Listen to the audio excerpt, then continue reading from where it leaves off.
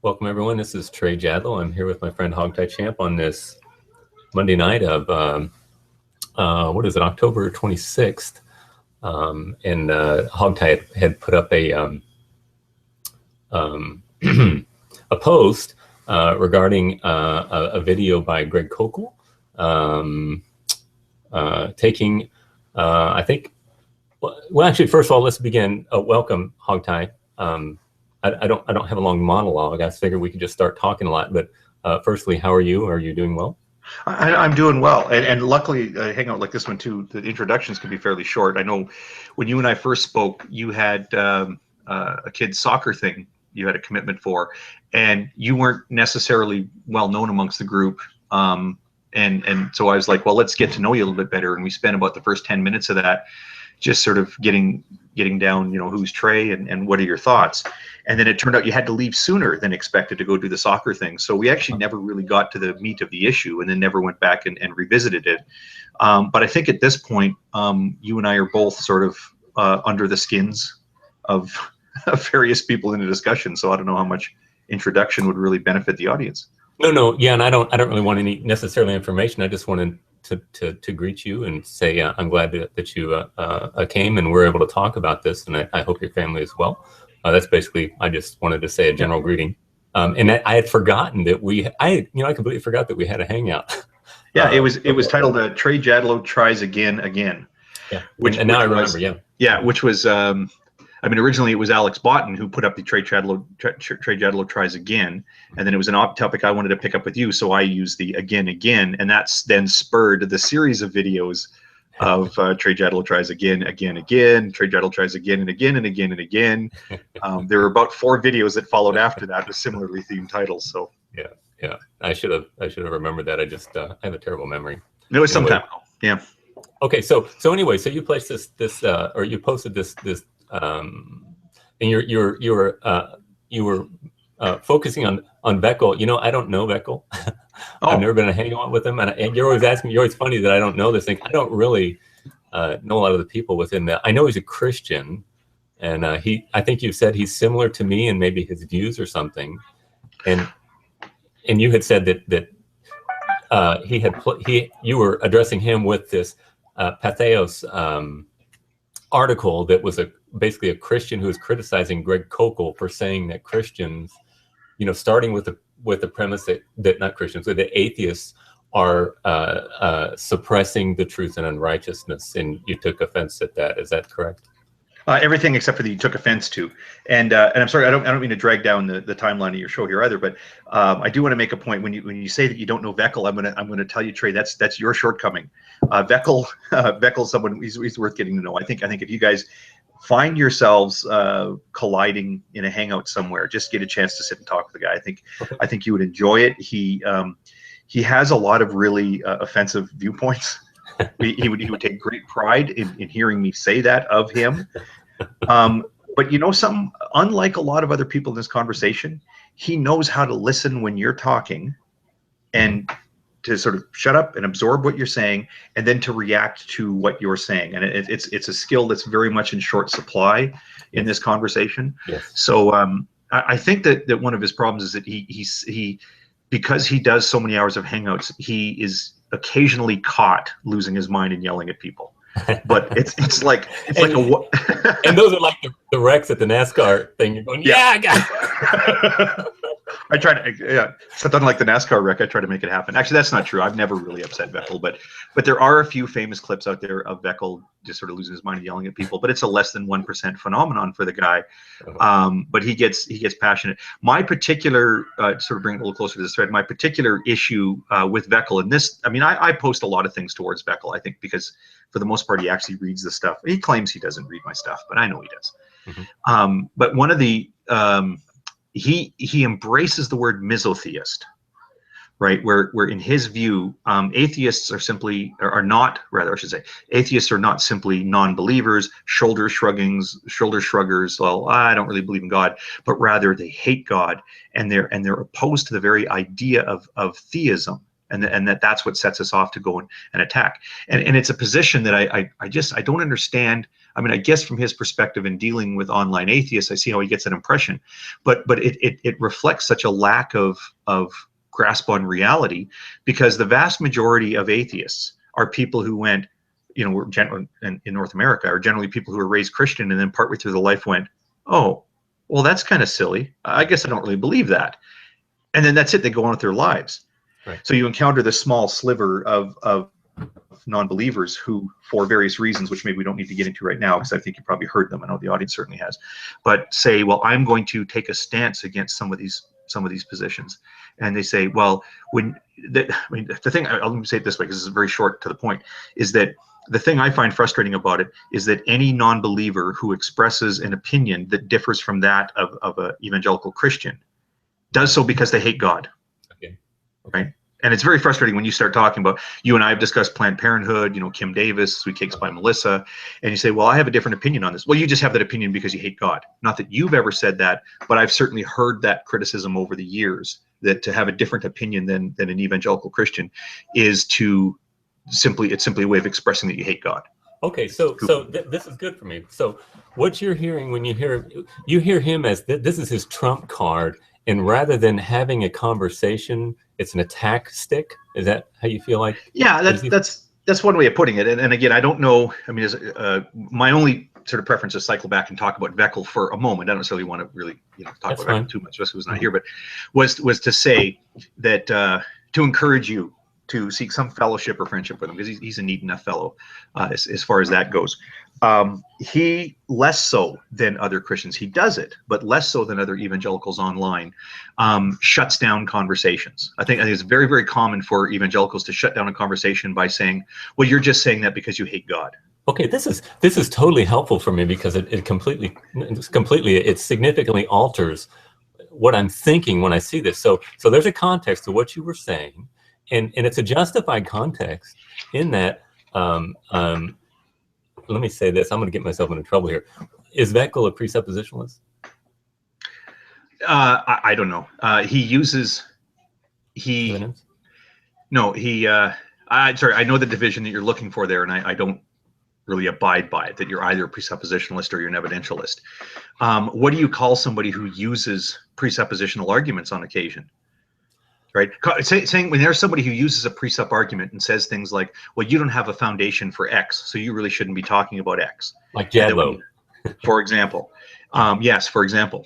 And I'm going to intentionally go to the lewd when I say this, but that's like somebody who only rapes every once in a while, but then objects because you call him a rapist. Okay, well, right? Good. I'd like to talk about that, because let me say this: that the term presuppositional is a completely moving target. It's almost like evangelical has become, this blanket that nobody really knows what it means. It used to have a fairly, clear and distinct understanding or meaning at some time.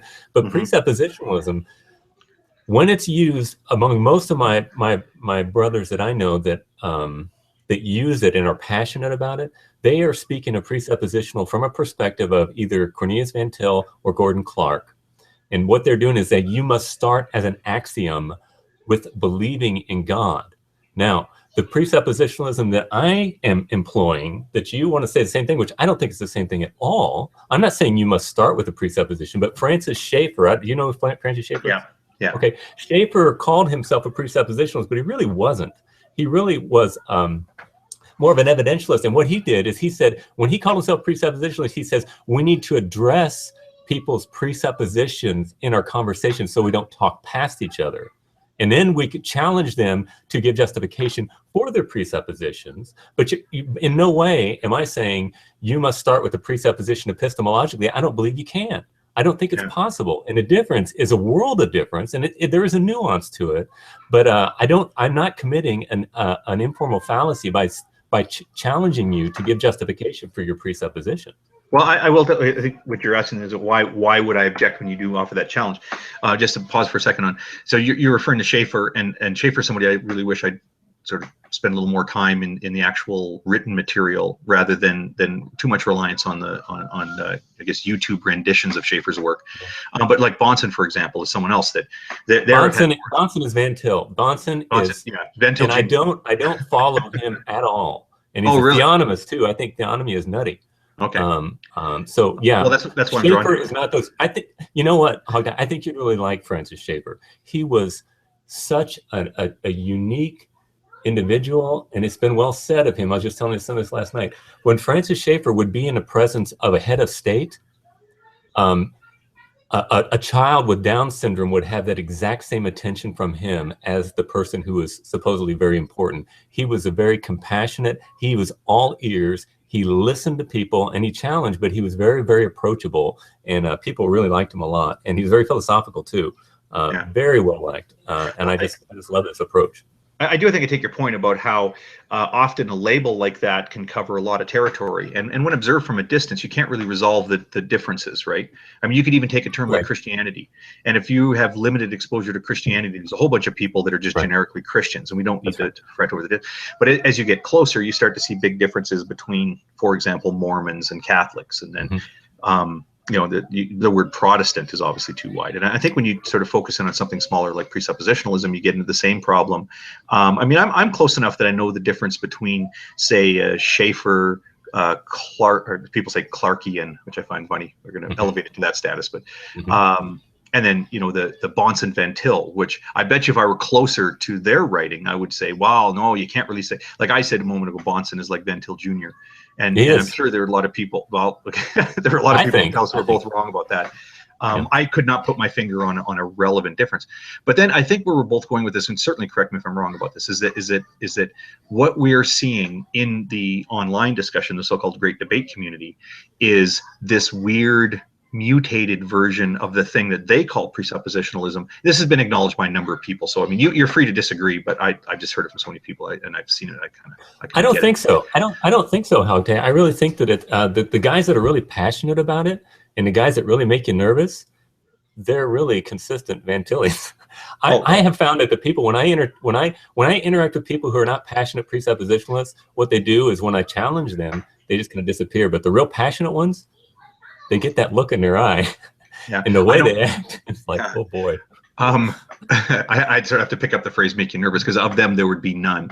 There are people, there are people who, you know, we hear this a lot, not just me, but a lot of we hear this a lot. Like Matt Slick, for example, is somebody who, you know, when he's in a hangout with other evangelicals, he'll say, oh boy, the atheists are just terrified of the precept argument. Oh, the atheists are terrified of it. So is he a presupper? I didn't know Matt Slick was presuppositional. He certainly uses the precept argument. He uses, okay, keep in mind too that there's a sort of an off-the-shelf brand of precept that I'm talking about that I think was initially popularized greatly, and to whatever extent it was somewhat popular.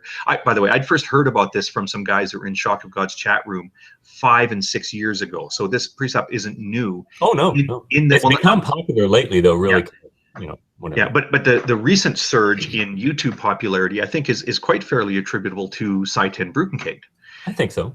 Yeah, and his version, there is nothing kind to be said about it because it is simply, well, how do you know that? Well, how do you know that? Well, that's circular reasoning. That's a tu quoque fallacy, you know. And there's no conversation. It is expressly and not at all subtly it's a tool bag of conversation destroyers. I agree, and that's my problem with it. There's no real interaction with Van Tillian presuppositional. That's why I say it's just not helpful. I mean, you can't have a conversation with it because that's all you say. Basically, you got your one argument, and it's real easy too. It can make you really lazy, where you don't have to do any work. You just well, it's funny because it sort of go down these tiers, right? Like I had said recently of a young apologist. I don't know if he's young or not, but he's certainly, I guess, emotionally young. Matt Yester. Somebody had pointed out that he was using not just the same arguments, but the same words and phrases as Matt Slick uses. And I had posted, and I stand by this. Well, remember that Matt Yester is discount Matt Slick, and Matt Slick is discount Seitan Brukenkaite, who is also discount Seitan Brukenkaite. Well, I don't see Matt Slick and Seitan because Matt is more friendly to evidences, and I found his website to be terribly helpful and him to be a helpful person. I don't see him as the same as maybe he's latched onto the tag argument, really. And it seems to me what I've seen of him, that he really makes heavy use of that. But he's a very knowledgeable guy. And Oh, yeah. I think he's been helpful. Yeah, and I will, I'm going to frustrate some people with it. I have some kind things to say about Matt Slick. I mean, I don't think his apologetics are really nearly as strong. They're not that strong. They're certainly not as strong as he thinks they are. I mean, if they were as strong as he thought they were, everybody would be Christian. He could just convert the whole world. I mean, he's quite, I don't think so. I don't think that people are led by persuasive arguments. Yeah, I mean, that's the Christian view, you know. Yeah, you got to. I mean, one thing to keep in mind here, not to speak out of school, but I over the last 3 years have had on-air and off-air conversations with Seitan Brukenkate and with Matt Slick, and I know the difference in the tone. I know what it's like to be talking to Cy, and then for the camera to be switched on and then see a very different character when he's like, well, I'm going to take down this atheist guy for the public. And I've had that same experience with Matt. I mean, there's some famous unpleasant interactions between me and Matt Slick.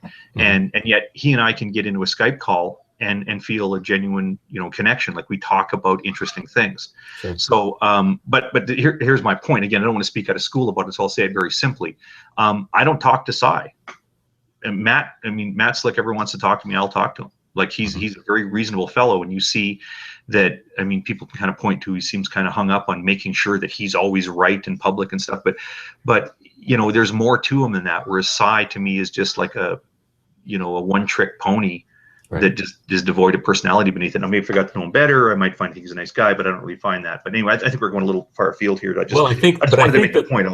I think the thing that you're saying there, though, is the very thing that you were talking about at the beginning, that you can't have a real conversation because there's a mission involved, and that mission has a matrix, and you cannot work outside of that matrix with that paradigm. That's why I say I don't see Matt Slick as being a hardliner presuppositionalist, because he'll discuss. Van Til, okay, so Schaeffer sat under Van Til, okay, he was his teacher, and Schaeffer respected him, but Van Til used to criticize Schaeffer. He's saying you're letting the sinner, question God, and Schaeffer. Put him on trial. Yeah. I'm sorry. I'm sorry. I was muttering along with you. Put God on trial. Yeah. You can't put God in the dock. And Schaeffer is just like saying, well, he's not afraid of letting people question because he wants to give them answers and wants to have a dialogue. I just heard something the other day that actually I just taught in a class. I'm teaching a class at church for the high school and college kids, and it had a wonderful quote in there. It talked about Francis Schaeffer. Saying, if I had an hour to spend with somebody on an airplane, he said, I would spend 55 minutes talking about creation, the existence of mankind, and our obligations to God. In other words, laying the groundwork, and then give him the gospel in the last 5 minutes. And this is how Schaeffer was. He was very interactive, and he wanted to hear people, and he wanted to hear what they were saying, and he wanted to think with them. He was wonderful at thinking things.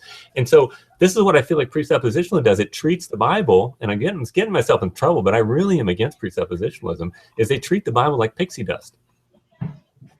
You throw out the thing and it's magical or something, and you give them the gospel, and then you go away, and that's all you got to do, and you go away saying victory, I did my thing. And it's like, no, are you loving your interlocutor? Are you really caring about them? And I wonder sometimes. Yeah. Well, on that, but this is it's part of the reason why you and I shouldn't do Hangouts, because of the incredible meandering. But I do find that very interesting what you're saying, and it's going to end up taking us off the topic of this post that we were discussing. I don't really care what the topic is. I know. It's fun. It's fun. It is something I've scratched my head about the evangelicals, and again, we're talking about the sort of YouTube rung of the evangelicals, that many of them, and I will say, I'm going to select this to those without scholarly tradition. Right, the one-man ministries, who they engage in what they call fellowship, which is basically a bunch of one-man ministries sitting around in a YouTube hangout. Ooh, yeah, that's true. Oh, this is what it is. This is what it is. Yeah. They seem to draw two parts of the Bible, which if you will permit me to express these points without citation, because I actually don't remember the specific references right now, but the Bible guides things like through the foolishness of preaching. Some good stuff happens. People are converted through the foolishness of preaching. Right. 1 Corinthians 1. Okay. Yeah. And yeah. Okay. So that's, and I think that's an exemplar of other places where Christians are enjoined, or at least encouraged. Yes. In fact, you might be able to think of a passage where it's not just that, hey, guess what? When people preach, these are how these conversions happen. Sure. And incidentally, you might want to think about preaching. I think there are other places where you're actually enjoined. You're told, Right. well, no, you should be preaching. If you're a follower, you need to have your mouth open. You need to be spreading the gospel message. Mm-hmm. I saw a meme today that was something like, remember, the first rule of Jesus Club is never shut up about Jesus Club. Right. And I got to laugh at that. A great take on the Fight Club line. But anyway, the second bit of scripture, which again, I think there's an exemplar I could think of here, but it really represents several other passages, is, look, people, you don't convert people. Don't ever get it in your head that you're a successful salesman for salvation. Mm-hmm. The conversion is done through the Holy Spirit. And again, I apologize for not having to hand a specific exemplar of that. No, that's fine. I trust you, and I appreciate that, because it's important to understand. I think people maybe are ignorant, and what they're doing is, this is one of my things, HogTie, that I really want to do, is I really want to own my ideas, and I want to challenge those with whom I interact to own their ideas. And that's what I see on YouTube. I feel like Christianity is, I'm getting myself into trouble here, but it's very poorly represented on YouTube. It just seems like there's just so much craziness, and what people do is they're just repeating things that people told them. For example, like you said, that Holy Spirit does not, we cannot save anybody, the Holy Spirit does. That is not to say that we are not instrumental. So I don't know if I've talked to you or you've heard me talk about Aristotelian causality, that you've got different types of causes, and we are instruments in the gospel, and the gospel does not go out, and people don't come to Christ unless we are out there preaching. You know, how shall they hear unless they are preached to? But the efficient cause is the Holy Spirit. And I think people don't really understand the thoughtfulness of their theology. And so they've been told, oh, it's nothing to you. It has a lot to do with me. I'm thinking of 2 Timothy 2:24. I think it says, the Lord's bondservant must not be quarrelsome, but kind to everyone, patiently enduring evil, correcting his opponents with gentleness, if perhaps God may grant them repentance, leading to the knowledge of the truth, and they may escape from the snare of the devil after being captured by him to do his will. And what it basically says is that the way that you interact with people is very important as to whether they come to Christ, whether they repent. It's not just this is what I think. This is the pixie dust attitude. You can throw it out, and the way you do it doesn't really matter. No, we need to be careful. We need to be thoughtful. We need to be educated. We're living in a time of the greatest irrationality in the church right now, and I think in the world too. There's a lot of irrational stuff going on. And even though we have technology, even though we have education that's very important, people embrace irrationality, especially in Christianity. Somehow it's virtuous to be stupid. And that is not a virtue, that's a vice, according to Christianity. In Hebrews, the author of Hebrews said, if you should be eating meat right now, but I have to give you milk. And he said, you should be teachers by now, but I can't give you meaty stuff because you're still children. And they were rebuked for it.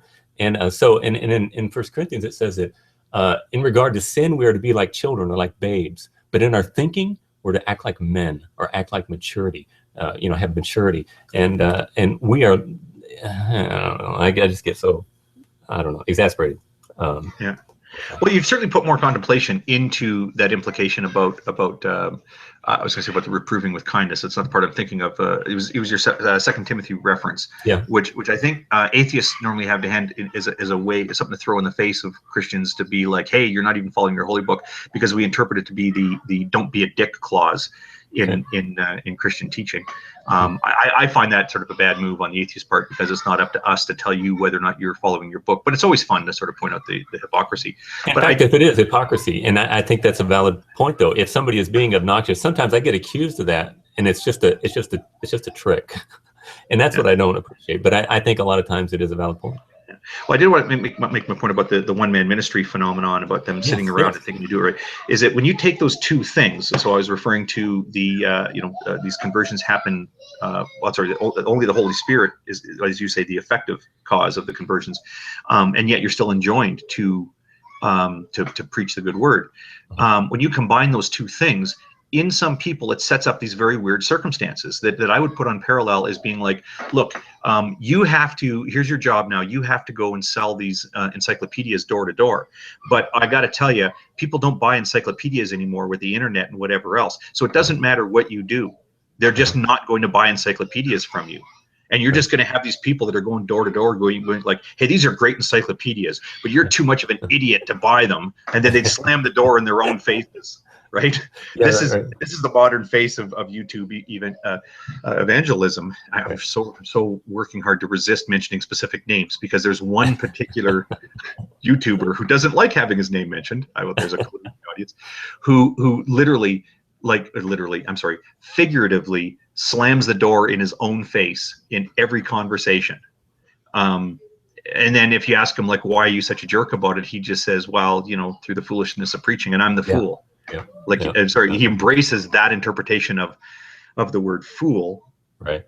And he's a hero. That's the problem that I have with that. It's just what it is people who can't really give an answer, and they really want to. They want to. In my opinion, it seems like they want to have their name in Hollywood lights of the Christian community, and they don't deserve it. Trying to build something, and it's like, just go back and learn how to love your wife and kids, get involved in your here's the thing I wanted to say about those Christian ministries that are kind of all their own. I think that's terrible. I think it's absolutely necessary for any Christian ministry to be directly tied in with a church. They're accountable to a pastor. A lot of these guys, especially on YouTube, that's why I'm not really interested in most of them, because I can tell that they're lone rangers and they aren't involved with the church. They're not under the authority of an eldership, and they're not working in tandem with an organization. And they're just they're very immature, I think, in the way they are, in the way they do their ministry. I don't like parachurch organizations very much, especially if they're disconnected from even like somebody like William Lane Craig. I don't see him as being, I don't think he's a careful theologian. I don't think he's careful with the way he does his ministry. He's this kind of guy that I can just tell he's not really connected into a church where he's under the authority of the leadership there, and they're helping guide him in what he does. It's more like a Wild West thing, and they're doing their thing. I was going to say going cowboy, and I certainly don't mind that they go cowboy, because it actually makes a lot of material for counter apologetics, right? And also YouTube entertainment, whether or not you think we're doing any good or you're doing any good. It's part of this is as G-Man puts it, it's little TV. So part of it's for entertainment. But I thought it was a very interesting point. I had actually called into the Bible Thumping Wingnut show one time when Andrew Rappaport was on, because he was talking about this requirement for exactly what you're talking about here, about the fellowship within a church, and about there being, I forgot the term you used for it, but I see Andrew as one of those guys who does it right, don't you? Well, that's why I asked him the question. I do. And I had asked him about this phenomenon of one-man ministries, and I was trying to be subtle about it. And the problem I had was I've known Tim for 4 years. Mm-hmm. I'd have to go back and look it up. It could be longer. But you know what? It's been off and on so much. We won't talk to each other for 8 months for no reason. It's just that, the internet's a big place. Right. So there's never been any tension between myself and Tim, the Bible Thumping Wingnut. And I've always felt welcome to join the discussions on his channel. I mean, a little less so now that he sort of moved to this more sort of swat down the atheist format, but I've still joined in a couple of times.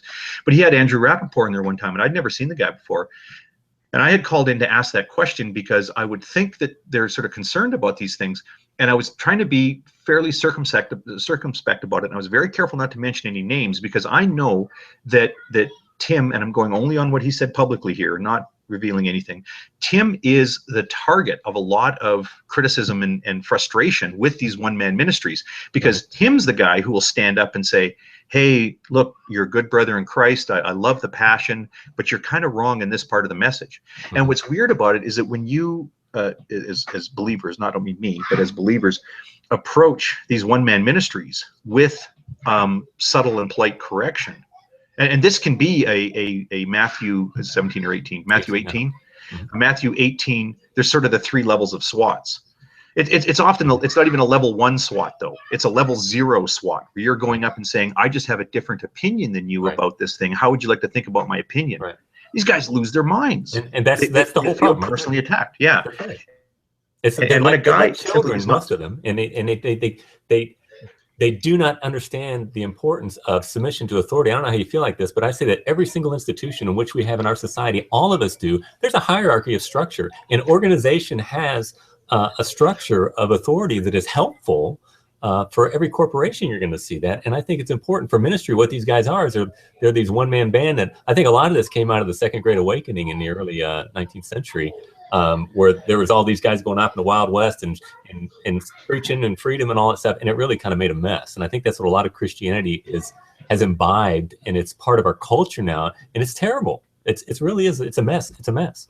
Yeah, yeah.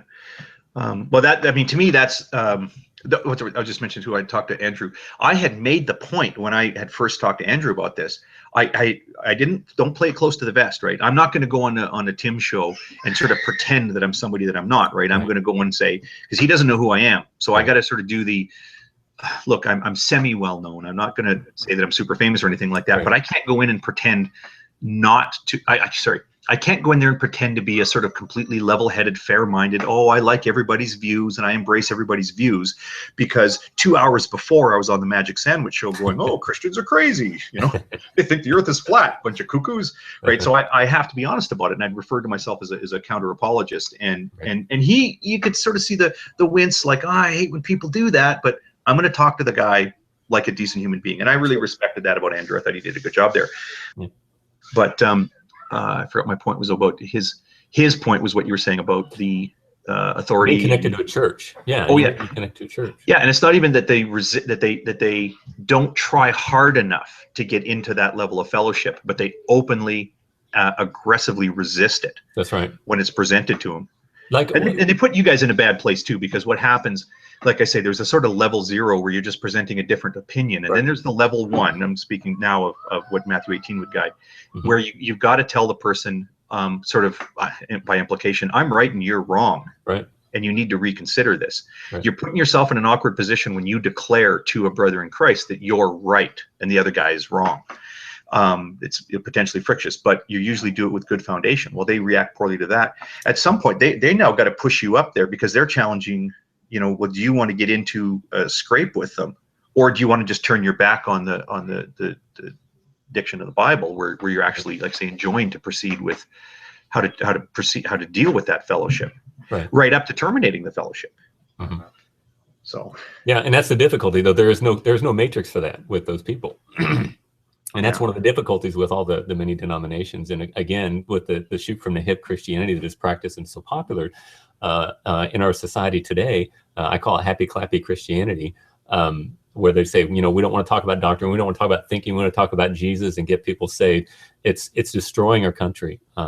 We have young people today that are, you know, I'm sure you're familiar with the rise of the nuns, you know, the non-affiliation. Well, those are the children of the happy clappy church. Those kids that are raised up in youth group and do the chubby bunny games in their youth group and play the games and watch a movie and stuff. They've never experienced church in their entire life. They don't even know what church is, yet they've been a Christian their whole life. And so we're seeing the degeneration of Christianity, I would say, not because of the compelling nature of the atheistic message, but it's just Christianity has become a whore and anti-intellectual and anti-biblical. That's interesting. I would disagree with you on sort of your assessment for the reasons, but I wouldn't know how to proceed with that. I think we'd have to, I mean, if we really wanted to argue about that, we'd have to sort of marshal some evidence. But as I was agreeing with you at a certain point, I mean, I was raised in that, hey, isn't it great that God has a plan for you, and there's Jesus, and you can pray when you need help, and you know, and you got all this great advice on how to treat people well. And we'll tell you a couple of stories of the Bible, like you know, the guy's wife turned into a pillar of salt, you know, whatever, random little Bible stories. Right. But they certainly don't get into the full treatment. Obviously, I'm referring to Lot, and they don't give you what happened before the pillar of salt thing, and they sure don't tell you what happened after the pillar of salt thing. Right. And then what happens is it leaves young believers unchallenged, and then when they get to be challenged, and somebody points out to them, no, that thing with Lot, oh yeah, no, he offered up his daughters for, you know, to a gang raping flash mob, and then when they left, you know, his wife made the mistake of looking over her shoulder to be like, oh, what was that? Turned her into a pillar of salt. So then Lot and the daughters went into the cave for a little bound check, wow, you know, and when you're like, that cannot possibly be in the Bible. Look it up, and 20 minutes later you've got an atheist. You know, it's a tried and true recipe. We've all applied that technique. I would disagree that it's. I mean, in terms of the atheist arguments, like why is it that the nuns are increasing? I really, my interpretation of the sort of facts of the case, the statistics, is that you're seeing the big belly of Christianity being deflated, and they're going in two directions: an increase in the nuns, and some of them, the more sort of extreme, are being moved over to, whether you want to call it fundamentalism or evangelicalism. I mean, there is a if not a growth, at least a holding of the numbers amongst people who identify as so-called fundamentalists, Right. where every other form of belief is dropping, except for Islam and evangelical Christianity. That's right. So, you know, you can sort of poll them and say, well, what's your history? Well, look at all the Catholics and the Mormons and everybody else that used to be the sort of, you know, tea and cake type of Christian that now are, you know, Bible believing evangelicals, right? So that I mean even what's her name? Famous atheist, super famous atheist. You know her? A woman? Yeah, Madeline Murray. Oh, Madeline Murray O'Hare. Yeah, O'Hare. Yeah, I know. So what a great atheist apologist I am. I forgot O'Hare's name. In her writing, she predicted that because that's happened with every other social change. Is it's always slow. It picks up pace. It picks up pace, and then it leads to a compression effect. And what we're seeing in the United States now, with some swelling of it in Canada, the UK, and Australia, is a small increase in evangelicalism, or if you want to call it radicalism, or you want to call it fundamentalism, or whatever, as the main belly of Christianity is being deflated. So is that due to high quality atheist arguments? I think it's due to increased discussion, right? It used to be. And maybe this is biased on my part because I'm reflecting on my own experience here, but it used to be that once you got to an age where you recognized, pardon me for calling it the truth of the matter, that the story is a story that's from a book and is told to maintain, you know, social structure and everything, but the story isn't actually true, right? This guy didn't really walk on water, and, you know, these things didn't really happen, and that's okay. You don't have to believe it. You still have to participate in your church and do these things, but please don't tell your grandmother that this is how you feel. Right. Because I was one of those people who, once I started to realize and ask some questions, that there were some of my relatives who would stand around and listen to the answers to the questions and nod and sort of participate in that. And then after that session would take me aside and be like, yeah, so you're not buying the story, are you? Well, don't worry about it. You're not alone. So the message, you're not alone, was typically given, and this is for, you know, 100 years, 200 years or longer, that the message, you're not alone. There are other people who don't believe the story, and I'm one of them, and you're one of them, and that's fine.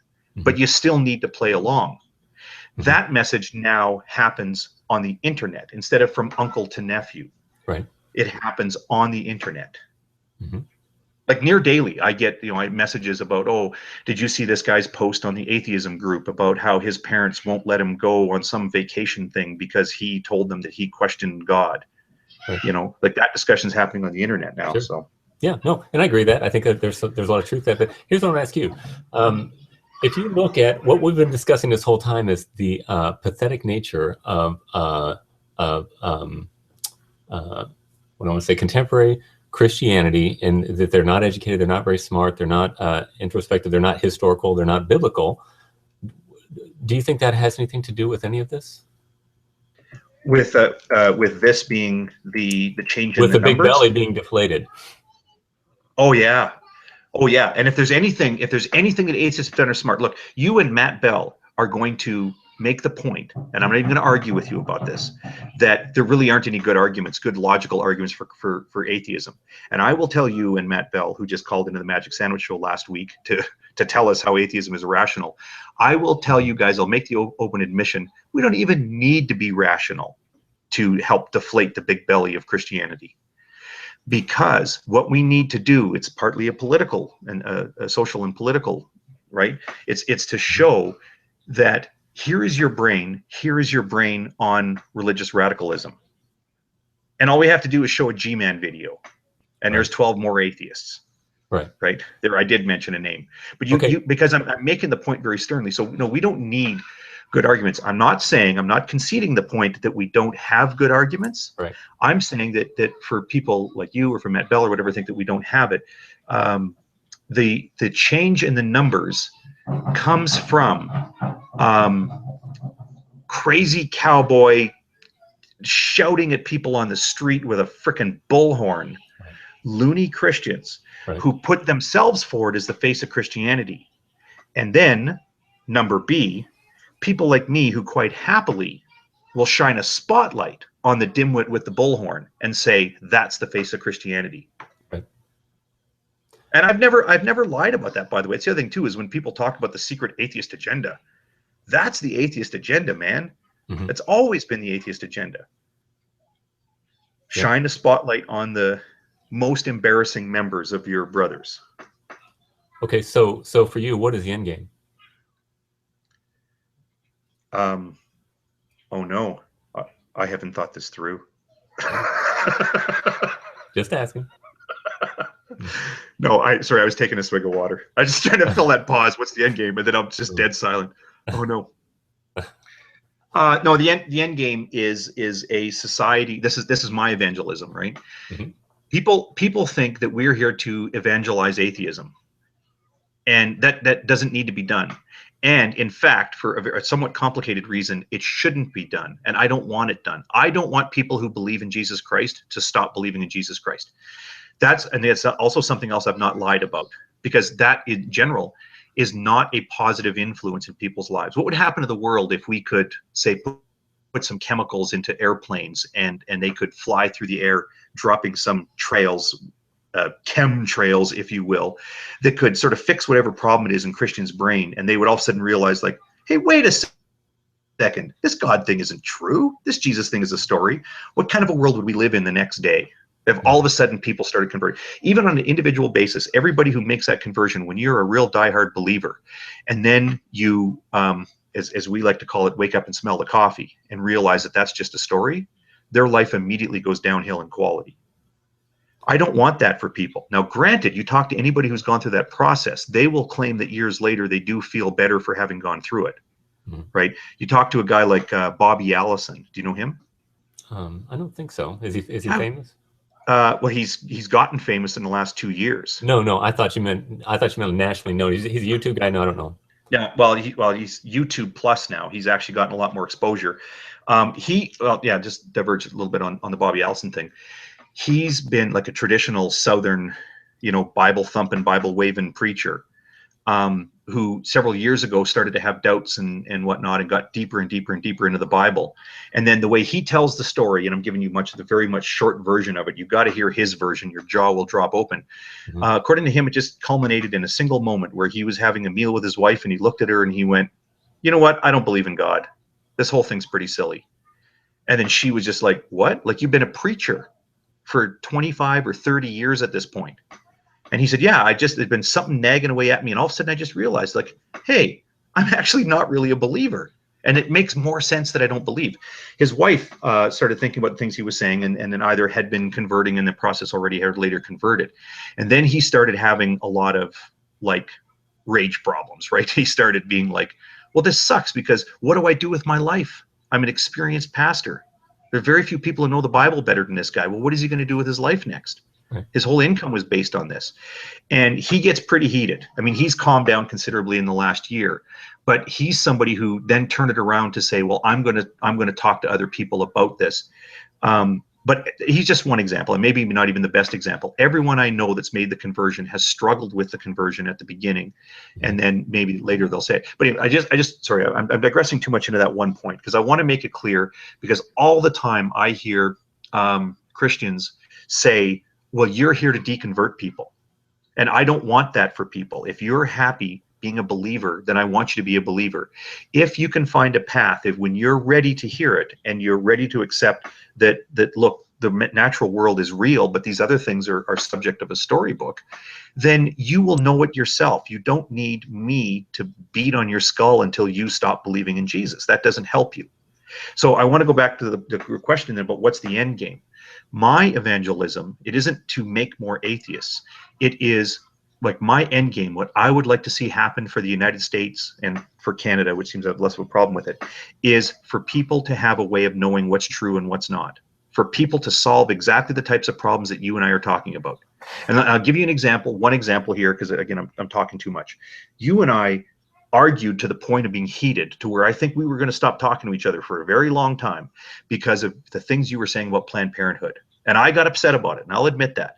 But it's because, in my view, what needs to happen to abortion needs to go away, right? We need to have a society, we envision a society where there are, zero abortions. Maybe we can't hit that perfect zero, because we can't, we'd love to have zero traffic accidents. We'd love to have 0 limb amputations.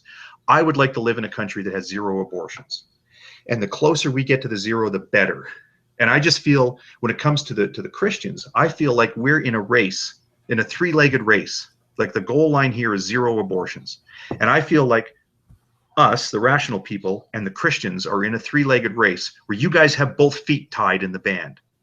And we have to drag you kicking and screaming to this race to this point of 0 abortions. Because the evangelical Christians do everything that has been demonstrated to effectively and dramatically increase the rate of abortions. Everywhere you turn around, the Christians are in there like a dirty shirt, doing all the stuff that's been proven to increase abortion demand and increase abortion service delivery, when I want the opposite to happen. So how can sensible guys like you and me sit here and argue to the point where we don't want to talk to each other anymore? I didn't reach that point. I never entered my mind. It's just me. It's just me. Okay. Well, I mean, you know what? The little live light is on, so maybe I'm exaggerating how bad of an argument it was. But the point's to be made. If you and I sit on the abortion issue, if we say, "What's your goal here, Trey? Are you trying to kill a bunch of babies? Is that what you're trying to do?" You'd be like, "No, of course not." You say, "HogTie, what are you trying to do? You want a bunch of dead babies? Is that what you're going for?" No, I want to see the abortion demand go down to nothing. You want to see the abortion demand go down to nothing. So then the next question under my evangelized philosophy here is that we need to ask ourselves, what are those events that serve to increase abortion demand? What are those events that serve to decrease abortion demand and service delivery and whatnot? And then we need to follow those things down, right? And this is the same rationale we went through with seatbelts. Like, should we put seatbelts in vehicles? Should we make mandatory the wearing of seatbelts? Should we make children wear bike helmets? How do we answer these questions? And for all of these questions, the goal is agreed upon, but the particular steps that we need to take, we have to ask ourselves questions. Do seatbelts actually save lives? Does cigarette smoking actually cause increases in cancer? Does putting a whole bunch of tax on cigarettes actually decrease cancer through the mechanism of reducing cigarette consumption? These are questions that are answerable by people who want to lift their nose out of a 2,000-plus-year-old book and actually look at the data around them and actually focus their attention on the real world. That's my evangelism, and that's my end game. Okay, so would it be fair to say then your 2 goals are number 1, salvation, and number 2, rational coherence? Rational coherence. Some of your questions, I think, are composed with refrigerator poetry magnets. So I don't know what those are. Salvation meaning salvation of what? You want to perpetuate existence that is pleasurable for as long as you possibly can. Yeah, I'm all about the quality. QALY, quality adjusted linear. So yeah. The thing that drives you, in a sense, is salvation. Now, I'm seeking salvation that is beyond this life, but you are seeking salvation in the same way, only you stop. And of course, you're not acknowledging a meta-narrative or a God or anything, but you have this view where you want to perpetuate full life as much as you can, as do I. Yeah. So we both have the same, generally speaking, we both have the same goal of salvation. And the way that you get at it from your perspective is through living in a way that corresponds to reality. Would that be fair? Yeah. Yeah, I like that. Okay, good. Well, so do I. And I think that through thoughtful inquiry, and so you would say that Christianity is inherently contradictory and doesn't make any sense. And I would say that Christianity, as it is practiced today in most industrialized country, is again has embraced irrationalism. And I would go back and I blame it on Immanuel Kant with his noumenal and phenomenal realm.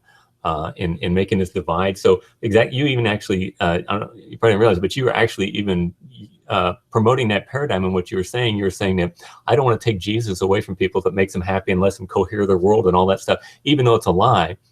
And what they call it a fact value distinction. Religion is in the value level, and science and empiricism is in the fact realm.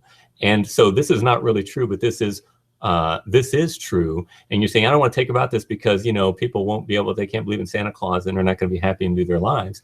And what I'm saying is my goal is to take that upper story and demonstrate that it is a part of the real world in which we live. And like neo-orthodoxy, bought into this in more contemporary times with Karl Barth and stuff, talking about, it doesn't matter whether Christ rose from the dead, as long as you have an encounter in your heart. These are the precursors to the Christianity that we have today, that just, it rebels in irrationality, and somehow they think that is virtuous faith. And I think, forgive me, my friends, for saying this is what I think presuppositionalism does a lot as well. And they think that it's somehow virtuous to be ignorant and stupid and not scientific and not educated. We don't value, and I think also dispensationalism had a lot to do with this. Jesus is going to come back in 10 years, so why should we go to college? And all of these things work together to really to knock down the Christian faith in the culture in which we live, in this entire West, I would say. Yeah, and I can hear what you're saying there too. I think in some ways you would be distanced a bit from some of the sort of bigger mouths on YouTube. In first off, the evidence, but this idea of virtuous faith. I mean, that's a concept that's always confused me when people say, well, it doesn't really matter if Jesus rose from the dead. The important thing is that we're Christians. Right. Well, no, I mean, I just, this is where I have to give, I'd probably say Hitchens was one of the better ones to word this concept, but he's certainly not the only one. Certainly not the only one. He's not the inventor of this idea, but that generally speaking, you don't go wrong by knowing the truth of affairs. Sometimes the truth isn't what you want it to be. Right. And yes, you can think of some pathological examples where you're really better off not knowing. Sure. So I mean, let's use the classic one of, like, if it turns out that you're on one of your business trips out of town, your wife had an affair one time and felt horrible about it and wished she'd never done it again, didn't get pregnant, didn't get a disease, but just felt horrible about it. And it just totally turned her head around. And she's like, I'm going to recommit myself to the marriage. And you come back to that house in the shadow of her failure, and she loves you all that much more because she made a very human mistake and she did some amazing human growth. You're better off not ever knowing that happened. Okay, I accept that there are these peculiar, what do you call it? Instances, or yeah. When they say the exceptions, that's it. There are some exceptions. That's an exception that proves the rule, as they say. But as a general rule, knowing the truth of affairs puts you on a better path, right? So let's say it's true that cigarette smoking doesn't really affect cancer rates, but for some other reasons actually increases life satisfaction, adds on average 5 to 10 years onto your life. And here I am, I'm a total dimwit. I am duped into believing that cigarettes shorten your life. They shorten your ability to just enjoy life on a day-to-day business. And in some cases they cause cancer and they kill you good and dead. That's my belief, but I'm wrong, because in reality cigarettes are actually good for you. Well, then how dumb am I to not smoke? And how dumb am I to tell other people that they shouldn't smoke, right? Mm-hmm. And by the same token, if it's the case that there is a God as you guys describe, and there's a judgment coming, and there's salvation from the judgment available only through the Son, then how dumb am I that I'm making this terrible mistake that I myself go throughout my day without giving glory to God? Mm-hmm. Raise my children without giving glory to God for them being around, and I don't teach them reverence for the Lord. Right. How dumb am I? Turn on the light in the basement? Sure. Yeah, you can do that. And I understand that, and that's the thing that when people say of what do they say? Oh yeah, you can't. Time when I get just finished, you listen. Yeah. It stopped at the wrong time. Why did it stop at the wrong time? Bring it here for a second. Because the batteries aren't. Batteries.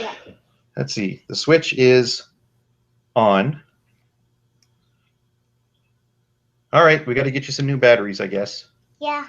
Okay, well, put him. Oh, no, the switch was off. Oh, it actually sounds pretty sad, doesn't it? Yeah. Yeah, we got to get you some new batteries. Okay, we'll put that over with the other ones we got to get new batteries for. Let me finish talking to my friend here, and then I will help you out with that. Can you go back upstairs and play with your brother for a bit? Okay, good. Aren't children the greatest joy of life? They are. I know, it's every day is a treat. I mean, it just nothing goes wrong with even when things go wrong, they're just hilarious. I'm just, let's absolutely derail ourselves for this. I am one of the worst parents for not, let's say, I put the face on for my kids. When they do something right, I praise them. Do something wrong, I scold them lovingly. I don't yell at them. I never hit them. But they know, and they appreciate their father's enthusiasm for the good things they do. And they feel uncomfortable when I'm disappointed by something they do. But what they don't know is how many times in a day I have to dart off into another room because I'm laughing at some awful thing they've done. Like my daughter and I, we were play Go Fish. She's 4, so she's trying to learn that message of don't flip out when you're not winning or when you lose the game. You can't throw your cards. You can't push things over and stop around and cry. She's got to learn that lesson. So I don't help her win. You know, you can't beat them all the time, but you know, it's Go Fish, so she can normally win. And so we were playing a couple of months ago, and she was starting to get a little upset, and I start telling her, no, remember, we have this, because she'd won like 4 games in a row. So this game, I'm turning it on, right? I'm going to start to cheat to beat her because I know she's got to learn this lesson, right? So I'm like, come on, no, you're losing this time. Dad's going to win. That's okay. I can be the Go Fish champion sometimes, but you don't get upset. Don't get upset. And so remember, and if you win, I'm not allowed to get upset. Right. And so we doing this thing about this is rude when you get upset when you're playing with whatever. Right. So we're having a discussion about this is rude. Right. That's the general topic. And there's this little girl, and I wish you could see my daughter's face. She's just like the most adorable kid, big smile, you know, and a little girl bob haircut, you know, and this delightful helium voice, which you all just heard. So in this discussion about saying things that are rude, she says, yeah. And also when you're driving and if somebody gets in your way, you shouldn't call them a fucking idiot because that's also rude. Out of the mouth of babes. The thing is, it's a delightful helium voice, and she didn't. It wasn't like IN apostrophe. She didn't say it in the slang way. It was very clearly enunciated. Fucking idiot. Oh my God. She's out of the room now, and so I had to call down to my wife and be like, "Hey, are you hearing this?" And she goes, "Yes."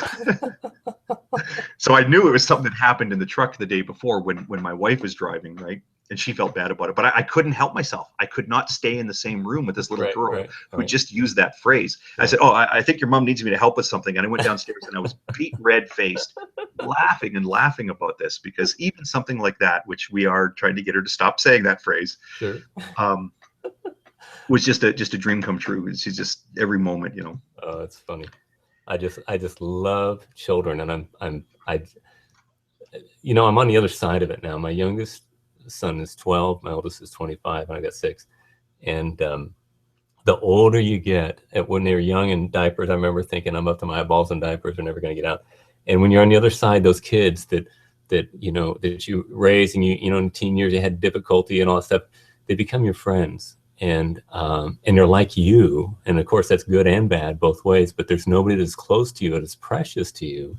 And so having a lot of children is, my kids love, they're very close. All of them are very close. None of my kids are born again, sadly, but they're all kind of, religious or whatever. But, and my older ones, I've had some difficulties with my family life the last several years, but they love being together with each other. So when we're all together, I mean, it's just like, especially as they get older, they get closer and closer with each other. And it is the substance of life in this world in which we live. It's having children. It's such a joy. Oh yeah, it's very humanizing. It certainly turned me around. It made me revisit some of these issues, and I know I initially wouldn't talk about my kids on the air because of the occasional apologist that will want to get on my case for not being a good parent. Because there's one decision I make as a parent. When I tell people that I don't hit my kids, you don't really get a lot of arguments about it. They'll say, well, a little smack once in a while is okay, but nobody ever tells me, no, you should hit your children. Nobody ever gives somebody else that advice. You don't tell somebody that you're making a mistake by not hitting your children. You don't know my kids. You don't know if they need to be hit or not. Right. But there is one thing that I do that the online community sees, at least on the theist side, as just atrocious. Right. I teach them about evolution when the topics come up, and I don't teach them about how to give glory to God. They don't praise the Lord. I don't, because they're just too young to really get wrapped up in it. I don't have an opinion for them. They've never asked me if God is real or not or whatever. They know who God is and who Jesus is. Right. But I don't know if in their minds God and Jesus are on a different level than Santa. I mean, I know that both of them firmly believe that Santa is absolutely real. Mm-hmm.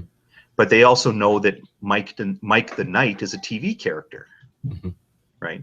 So I don't know if they think that Jesus is a TV character or real or not. And I know, some good friends online that are Christians who think that it's really awful that I let my kids openly explore the issue of whether these are TV characters or.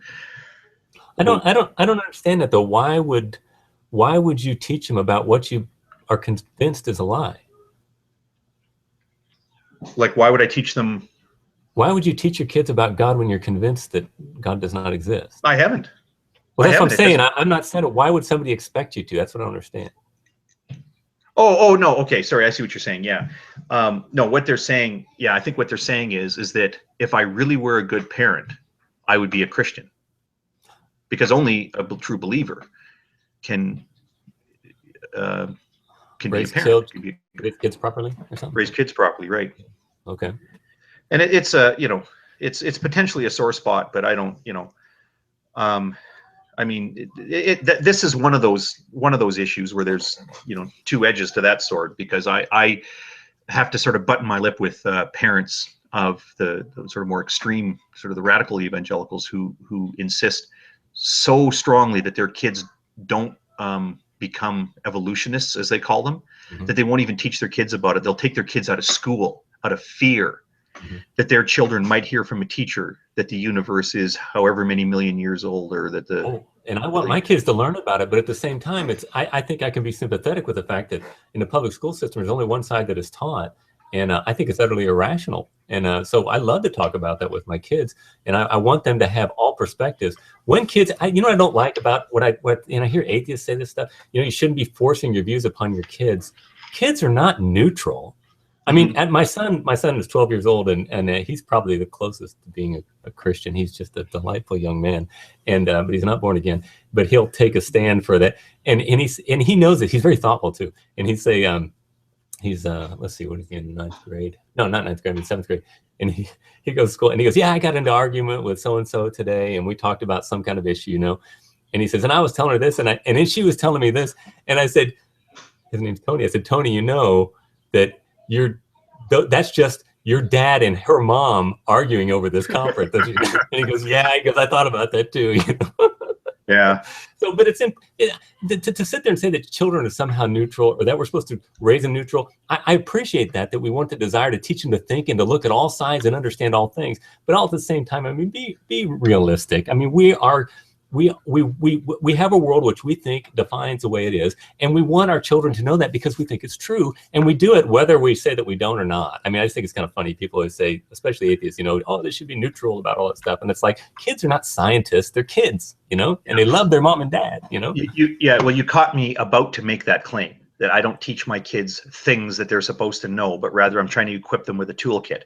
Well, obviously that's true in a limited sense, right? Like, I don't teach my kids that when they ask why the traffic lights are different color, I don't tell them, well, just cross the street, get your clipboard and cross the street when it's green, and cross sometimes when it's red, and see if you can figure out what the lights mean. Like, there are things that you do tell your kids. As a matter of fact, this is the case. And there are things that are hard to explain, like when you try to explain to a child how we know how far away the sun is, right? They're simply too young to understand that distance, let alone to understand the methodology, how those things are determined. But yeah, especially when it comes to the unanswered questions, like today, my daughter asked me if all aliens are naked, and I had to tell her. I presume she means not foreigners from other countries. She means foreign visitors from other planets. And I said, well, I don't know. I've actually never seen an alien. Like, I don't know. Are you sure? Yeah, well, that's right. Well, so I said, I don't even know if they're real. Like, do you mean the kind that comes here in spaceships and stuff? And she says, yeah, but why are they naked? And I was like, well, I don't know, like, if they come here in spaceships, if people know what they look like inside, if they're wearing clothes or not, like, where are you getting this information about these naked aliens? And I said, I don't even know, like, some people say they're not real. I don't know. I've never seen them. But I won't tell my daughter the simple truth that even if there are alien civilizations, they're so far away, they're not coming to visit us, right? This is a matter of physics. I would for the uninitiated, I would refer to The Physics of Star Trek by Lawrence Krauss, where he explains in layman's language of the, I'm barely interested in physics and I don't care to learn all the nuts and bolts of it. The Physics of Star Trek by Lawrence Krauss is a great sort of primer on using Star Trek as a platform to talk about some of these issues. And the case is made quite plainly that even if there are alien civilizations in another galaxy, they're doing their thing, we're doing our thing. They don't come here in little woo woo woo woo woo spaceships. And yeah, but you don't know that. That's current theory, but we do not know that there's some way to transverse large. You know, I mean, I don't say. I mean, I can appreciate that, saying, well, where we're at right now, it's not going to happen. You know, but how do we know? I mean, we don't. What about string theory? What if string theory is true? You know, the universe is right next to us. We don't know. I mean, you know, I don't know. But anyway, well, all that to say that rather than go off into that, I wanted to make a statement about. Oh, are you familiar with the trivia and the classical method of education? It was Alcuin in the Middle Ages. It's really popular in Christianity right now. Doug Wilson. You know who Doug Wilson is? Yeah, sorry, you cut out for the first half of that sentence. You said, "Are you familiar with?" And then there was a glitch there. Can you say it again? It's called the trivium. It's there's a medieval, I think, monk who came up with this idea of teaching children, and it's called 3 Roads. It's Latin, and my kids were in a classical school for a while, and I really loved it. Anyway, there's a resurgence in classical Christian schools, and the reason I'm saying this is because I think it corresponds to what we're saying right now. It breaks up the educational experience into 3 stages, and you've got the grammar stage where you teach children facts, and they weren't. I don't know if you remember in the early part of even American experience, all the schools, they call them blab schools, where they'd said things by rote, and they would just repeat facts over and over, and that's how they learned everything. Yeah. And that's from the influence of the trivium, and so when they're in elementary age, they just learn facts and they don't interact with them. And then they move into, they call it the pole parrot stage, where they just repeat things. And then you got the PERT stage, which is the logic stage, which is like middle school. And that's when kids naturally are being sassy and they like to interact with ideas. And you teach the kids to take those facts and you teach them how to interact with them and teach them how to think. And you teach them logic at that stage. And then the high school age is called the poetic stage. And that's the age where you teach the children how rhetoric and how to express themselves in writing and in speaking. Anyway, all I have to say is I'm saying when kids are really little, you're not really teaching them things, how to think. But when they get to the middle, that's when you say, kids, here's both sides of the thing. I want you to look at these and I want you to begin to think about these for yourself. That's where you do debate, you know, and you got to take your opponent's view and support what you disagree with so that you can learn to see it from their opponent.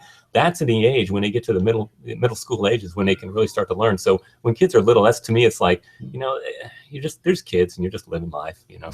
Whatever. Yeah. Well, I think I don't think I followed in that sequence. Again, this is going to vary for different bits of subject matter, right? But I'll give you, for example. So my son, who recently turned 6, for more than a year now, he's able to read, and I mean read, not go through a familiar book. Like down in the corner here, it says enter chat message or link here. He could read those words at that speed. Excellent. My daughter can read some words by recognition. She's not at that stage yet, but she's only 4.5. Wow. But ask her what 17 minus 4 is. She won't know because she hasn't memorized it, but she will tell you the right answer because she understands the principle of subtraction. So she might have to start counting on her fingers and then realize that she doesn't have 17 fingers. So there's that. So she might ask to borrow fingers, or she might go and get a set of Duplo blocks and count out 17 blocks and then take off the top 4 and then discover that she has 13 left. Right. She can do this reliably. She does 20 to 30 of these problems a day. That's great. And numbers up to 20. So I do it in the other order. I say they need to understand the concepts of the concepts that they're capable of understanding. Right. And then the memorization comes. I don't want my kids memorizing facts that they don't understand. Well, no, but think about this. No, I'm in agreement with you. I agree with that. I'm not saying there's no actual logic in it because kids obviously got to learn math and they've got to learn. But say, for example, for states or dates in grammar or in English, you're learning. Our kids would learn this thing where they sang the sentences. It was fascinating how they did this. They would sing. They would diagram a sentence by singing. The teacher would write a sentence, a very complex sentence, and they would sing it together as a class. They'd never seen it before. And that's grammar. They're still using logic and they're still doing it. But the bulk of the information is you're not trying to learn to. You're not teaching your son. The law of non-contradiction, or you're not teaching them how to, sure he knows math facts and how to do all those things, but it's not the age of analysis, because kids are not generally into that. They're into daydreaming, and they love to say things by chanting. They love, to get the commercials and all that stuff. And that's when you can use those, natural proclivities to enable them to memorize large masses of things. And I don't disagree with you. I'm in agreement. Yeah, well, it varies from subject to subject too. I know it's you never come, like so many other things in life. There's no single rule that says, well, this is the right way to raise a kid. But sure. mine are so young right now. I don't fret when they are mistaken about a fact, right, because it's not like they're going to drive a car into a tree. Right. Because that's what I'm saying. I think that I love the fact that kids can be kids, and sometimes it seems like people are so intent upon. It seems like, put them in school as early as you can and stuff. And I'm not saying you should hold back, but it's like there's one sense in which you need to let the kids let them pleasure in the wonder of being a child. Mm-hmm. Yeah. Well, hey, can we? So we do sort of want to impose a bit of a time limit, but do you want to wander back to what had started this? So, and I posted the link in the comment section of this video. I posted the link to that. Okay. To that discussion thread. So we started talking about Koukl, then we wandered off to fellowship and everything. So I had posted, it started with, hey, Koukl. So I was drawing his thing, Koukl's attention. And I say that this Randall Rouser fellow has and he's a Christian evangel, pastor. He's coined this word miso-atheism, referring to hatred and bigotry towards atheists and atheism. And so that was the background, why I drew it to Koukl's attention, because he likes using the word misotheist. Okay. Right. Okay. And then context. Yeah, and then you came in and you were asking some questions, and me and pretty much everybody else in the thread just said, "Hey Trey, how's about you just piss off?" Right? Mm-hmm. Like we were quite disinterested in having you ask those questions, and you just hung in there, and it sort of led to this discussion, and that's actually why you'd open this Hangout. The last thing on this thread is you saying, well, hey, Socka, why don't you come do this Hangout? I think you invited me as well. Mm-hmm. And I said, right before joining this Hangout, I lost it now because people are still commenting on this silly thread. What is going on here? I said, so when asked to justify the way you borrow from my worldview, your response is to create a Hangout where in the description you outright lie about my position and about the things I've said. It also seems you're lying about Socka account. I said, well, okay, then at least you're sticking with your worldview when you decide that it's okay to lie about other people. That's fine. Have fun. So that's sort of a bookend description of what happened in that thread. Mm-hmm. So what was on your mind, I guess, when you're asking those questions? Okay, but well, first of all, I was wanting to point out the presupposed foundation that there is some kind of a moral thing that everybody should do, the moral imperative. I want to leave that aside because that is not what the thread was about. But the thing I wanted to address was Greg Koukl, the idea that Greg Koukl is, you said, let me read what you said here. His main criticism of the miso-atheism is a common among evangelicals stems from the bigoted misrepresentation of atheists as being people who suppress or deny the truth of God's existence. And so you gave me a little bit more of a context there, talking about how Koukl had already had this term called misotheism. So that was the reason for your giving, bringing this thing up. But my problem is that you were attributing to Greg Koukl what I perceive to be bigoted motives for saying that atheists are suppressing the truth and unrighteousness. And as if he were somehow doing something wrong by doing that. And I think the point that I said, I don't know if it's the Socka, I think it was the Socka, and I said, first of all, you're presuming that he's wrong, and then secondly, that he knows he's wrong, and he's just trying to be hateful, and that was my problem. Yeah. Where is it here? That was actually your second message to me when you said you presuppose the fact that Koukl is number one wrong, and then number two, and he knows he's wrong. Right. And you said, "Come on, HogTie, man up, and let's do a hangout." Mm-hmm. And I replied, Trey, here's a mission for you. Find the word sinful in my post and explain how your question is based on a fair and accurate paraphrase of my post. So there, on that single issue, I'm objecting to any characterization of something being sinful. Right. Obviously, there's entrenched in what I wrote the idea, and again, it's not even my opinion. I'm referring to this pastor who I'd not heard of before, Randall Rouser. He's the one who disagrees with Koukl. And, you know, you're saying, you asked before too about, are you saying hatred is sinful? I don't even use the word sinful, because that brings in a whole bunch of baggage about disrespect. Sure. You know, but what is sin? I purposely use that term all the time to point out the fact that your word for moralizing wrong is the same as mine, sin. Now, I give a justification of God, but how is yours saying that it's wrong? Because you posted that OP because you agreed with it, right? Isn't that why you posted it? Well, it depends what points you agree on. So I noticed that most of your points were on what I was saying about Koukl, right? I don't know. I don't know what the guy says. Yeah, but you posted it because you agreed with what well, it was Hemet or whatever that guy's name is on Path. Rouser. Yeah. Yeah. You obviously posted it because you agreed with it. And the whole point of the article was that Greg Koukl is a bigot because he says that something that is not true about atheists, right? Okay. Well, let's again to assist the audience a little bit too. That's and I always pronounce his name. Is it Hemet? You know, I don't know. Mita? Yeah.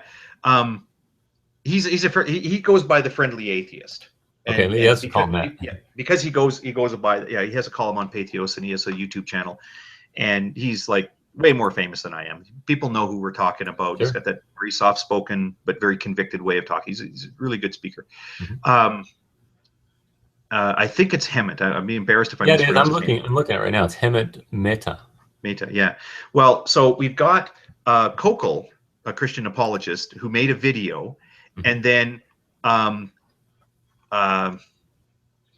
Rouser makes some comments about what he thinks about Koukl's message as expressed in Koukl's video.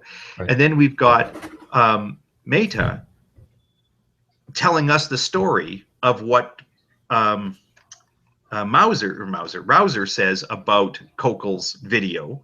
Mm-hmm. And then we've got me making a post to Koukl saying, hey, I found it interesting that Rouser used this word miso-atheist. And from that, you concluded that I'm calling Koukl a liar, or I'm calling Koukl a bigot. And that was one of my big objections, was you kept saying, oh, so you're saying this about Koukl. You didn't ask if that's what I was saying about Koukl, right? I'm commenting on a blog post that refers to an article that I didn't read that includes a link to a video that I didn't watch. Well, wait a minute. Now, come on. Yeah. Okay. Well, then, good grief. Well, why? Because that's not what it was about. That's not what it was about. And the thing is, I'm not. What is it about? The accusation, what it's about, is this use of the word miso-atheism, which I find amusing, and I think Koukl would find amusing. Okay. He'd probably find it less amusing than I do. I'm probably more amused by it. But you'll notice I'm going to read back something I wrote here, because I wanted to make it clear that see, sometimes when you say, well, here's an interesting thing to read, people assume that you're agreeing with the content of that thing. And it's worth your while, take note, Arcane, it's worth your while when you're resharing something to make explicit those things that you agree with. And if there's something you want to distance yourself from, on resharing, that's a really good opportunity to make it clear that, like, hey, this guy raises some good points. I'm not sure that I agree with him about this particular thing, but you guys should read and decide for yourself. Okay, can I interrupt you really quickly? Sure. Just say one thing real quick. You're not doing the very thing that you say, though. In other words, when I post something, I generally read it and I make sure that I'm in agreement with what I said. Now, if you said I didn't agree with everything you said, but you just confessed that you didn't watch the video and you didn't read the article, and it was a very short article. No, I read the blog post, the thing that I linked. Oh, you did? Oh, you did? I thought you were saying you didn't read the blog post. I'm like, no. No, I read. Okay, I read Meta's. Okay. I read his thing. and then I made a comment specifically about what, what he was saying about what Rouser was saying. Gotcha. Okay. But as far as chasing every link down on the page, now granted, if I really were interested in the story, I would have read what Rouser had said, right, and I would have gone back and watched Koukl's video that set off the whole thing. Right. But at no point did I make any comment about any of that stuff, right? I'm not checking. And granted, if a person were to make a serious point on a topic, let me give you an example. Suppose somebody said about let's go back to the Planned Parenthood thing for a second. If somebody read a blog post, okay, so there was the allegation of Planned Parenthood that they were harvesting fetus parts for money. Mm-hmm. And then somebody read a blog post and said, hey, the blog post says, well, that's not true. Those videos are all forged.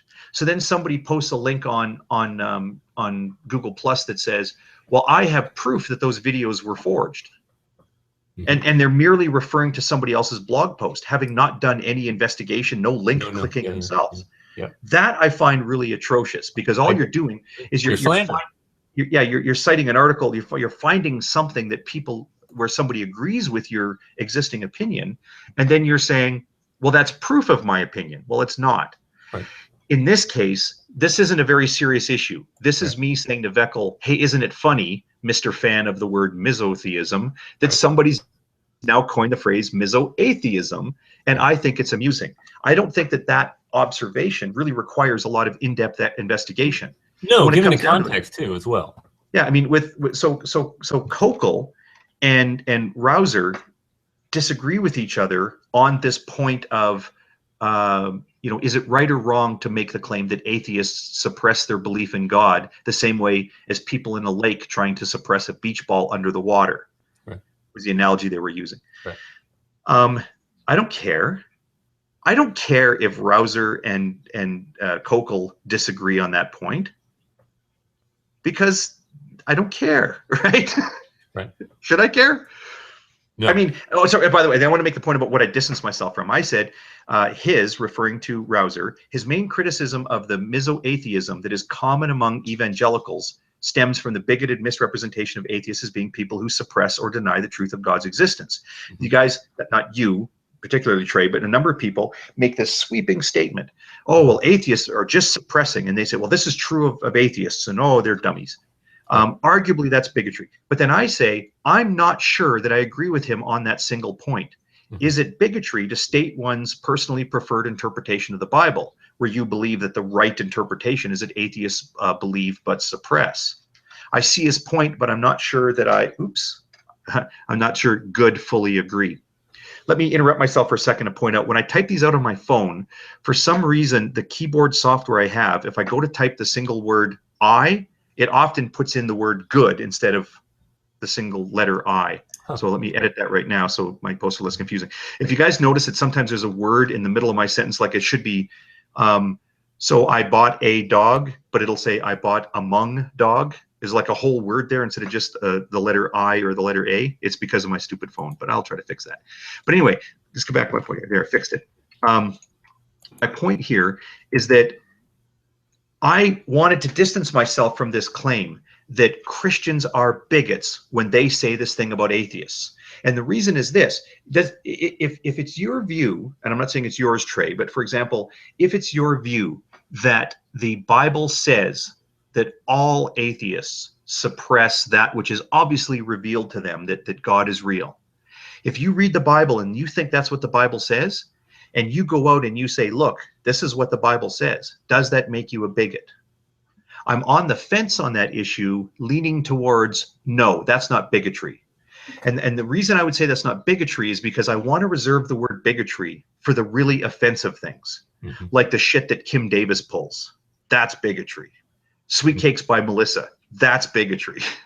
No, it's not. But yeah, anyway, I understand your perspective. Yeah. All right, you get my point. There's these different events. There's hanging blacks from trees, not letting a black guy marry your daughter, Kim Davis. I'm going across my table in a spectrum here. Sweet Cakes by Melissa. And then people saying you're conflating categories there. No, it doesn't matter. Well, okay. I know, but anyway, that's what let me have the spectrum, though, right? I'm saying that there's a spectrum here where there's like actually killing people, and then there's mistreating them, you know, not letting marry your daughter or whatever. And then there's like Kim Davis doing her stuff. There's Sweet Cakes by Melissa. And then further down that line, you've got Christians saying that atheists are suppressing the truth. Right. Right. So, but you do call it bigotry. I want to put that, but I want to put the dividing line between Kim Davis and not letting a black guy marry your daughter. That's not where I want to put the line. I want to put the line. Kim Davis is on the bigotry side of the line. Yeah.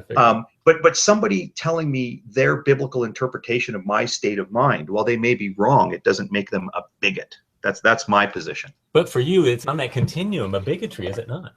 Yeah. Well, it's because it's any sort of sweeping generalization about a group of people.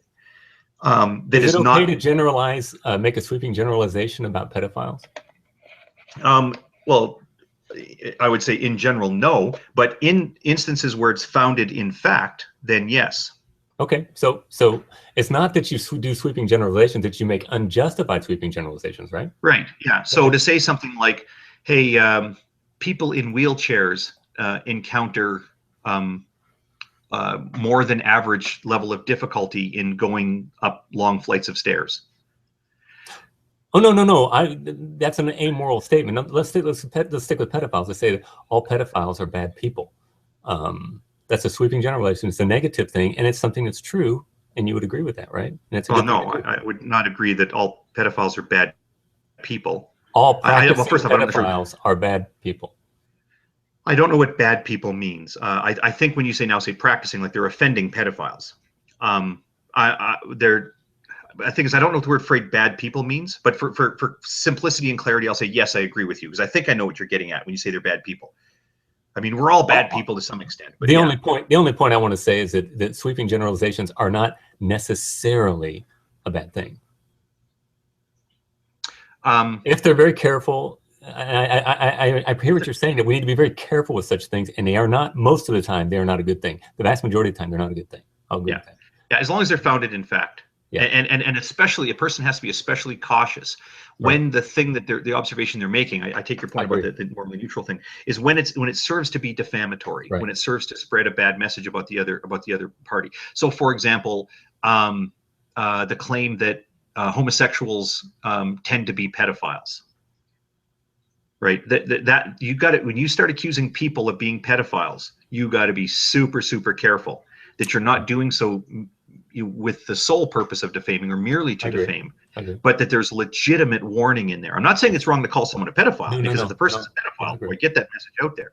But when you do it, it has such an obvious defamatory impact that it needs to be done very cautiously. So when somebody says all, you know, or the large majority or whatever sweeping statement about homosexuals being pedophiles, that is bigotry. That's offensive. That's a dangerous sweeping generalization. I agree with that.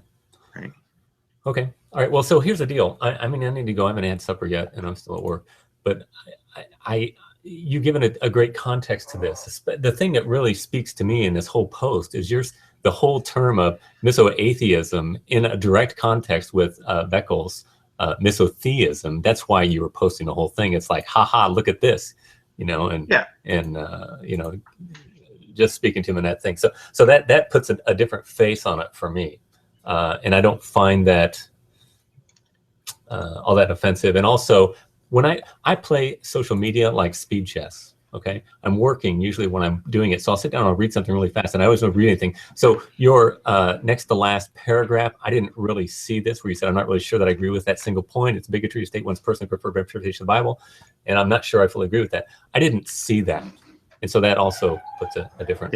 Well, I will say then on that note, because the other thing too is I don't get on Google Plus when I'm working. I'm very sort of careful to partition my time that way. There are occasions, sometimes if it's a light day, I'll glance at my messages, but I try not to get into too many engagements. So when you say, oh, well, where are you? Oh, you're dodging, you're ducking. I appreciate that's part of the joshing and jocularity. So I don't really have a big problem with that. But just so you know that sometimes when I don't answer, it's because I'm just literally not there. But the thing is, what I think is you had plenty of opportunities to go back and read, like, am I misunderstanding here? Because why is it that everybody, as soon as you posted that, there's 99 comments on here now, more than 99 comments. As soon as you posted your question about, oh, well, how can you justify immorality or whatever, people were all over you like a dirty shirt to just be like, okay, shut up, Trey. Yeah. That's a good opportunity to go back and actually read that post and see. No, but my comments still stand. Now, I will admit it's somewhat tangential talking about the justification for moralizing others. I've never met an atheist that can answer that, and I don't think you can, HogTie. And that's why I point on that. Yes, I can. Yes, I can. And actually, and now we blown it because we dicked around so much talking about raising kids, and we didn't get to this issue. Because one of the things, and part of the reason why, when you rang me up here and said, "Okay, let's do a hangout," I went, "Okay, fine." And now we're just going to have to do another one because we screwed up here by not getting to it. Is that on several of my last threads, you've jumped in to say, "Oh, but you're talking about something being wrong in quotation marks or something being immoral. How can you justify that?" And I say, "Okay, Trey, piss off with your precept stuff." And then you always say, "But I'm not a presuppositionalist." And we've had that discussion like 6 or 7 times in the last 2 months. And I've seen you have it with other people. And so this is the position I want to take. And I'm going to tell you this on air so people know what I'm getting at when I do it again, because I imagine it's going to happen again. The thing I don't like when you do that on one of those threads is, and you're going to remember this example. I swear there are days that I could put up a post that said, it was it warmed up a bit today, and it was just such a good day. I took the kids out and we practiced riding bicycles for a little while, and we just had a really good time. That great dad moment of pushing your kid, and then she finally gets to start pedaling on her own. It was just really wonderful. I could put up a post like that in Google Plus, and I swear I would have MG42 Pillbox being the first one to reply, saying, "Oh, well, that's exactly the kind of thing I would expect from an evotard monkey brain." And then I would have Arcane right behind him posting something like, "Oh, well, how do you know that your daughter, a great thing to say that your daughter has a bicycle when you don't even know if your daughter really exists," right? And then right behind them, I'd have Trey Jadlow on there saying, "Oh, but you have to borrow the concept of bicycle from the theistic worldview before you could push your daughter on a bicycle." But I don't jump onto that degree, not at all. It's usually when you're making when you're judging somebody and jumping all over them on something, I jump onto that. That's right. The point. Right. Okay. Well, I'm exaggerating with the bicycle example, but I'm telling you right now, however many viewers you got or how many people subsequently watch this, if they're people who follow me on Plus, they're sitting there listening to me say that and they're nodding their head. And I don't normally sort of say that arrogantly, like, "Oh, all these people agree with me." Sure. It's because they know that experience of just a guy trying to make a point, and then these people coming in and then saying these goofy off-topic things. And granted, I'm exaggerating with the bicycle thing, but the thing is, we are. You sort of have to concede. Every thread is like a little capsule, a little nugget of a larger conversation. And yes, these things are intertwined, but for the most part, the thread is on a particular topic. And you have to grant at the start of the conversation that we're equipped with certain things. So when I discuss, when I discuss something being wrong, in my opinion, I don't like this, then you and I can have an engagement on what it is about that makes it wrong, or what rubs me the wrong way, or what do I know about those circumstances that would lead me to conclude that it's wrong. But when you start saying, well, you really shouldn't even use the word wrong because that brings in a whole meta narrative related to wrongness, right? Then we're not talking about that thing, right? To me, that's a conversation derailer. If we're talking about, if I'm talking about somebody who's drunk driving and I say, I think it's wrong when people do that. And then you want to come in and say, well, I'm not really in a position to talk about drunk driving being wrong until I can justify to your satisfaction that I have a rubric that helps me understand what rightness and wrongness is. That to me is very annoying. Okay, well, and let me say this. Let me emphasize once again that the thing that gets my hackles up is when somebody is the verbiage that was used in this this post that you made was, I perceived at the beginning especially, to be quite inflammatory, and that's what gets me going and say, well, wait a minute, but here's the thing: we can resolve this all together by having a discussion actually about this particular thing. And if I were to do something like that, you'd say, oh, here, Trey, why don't you start another thread and we'll talk about that, because it's fundamental. And I don't see, I've never heard anything of a coherent answer from an atheist on these subjects, and I'm hoping that maybe we can have another one we can discuss this.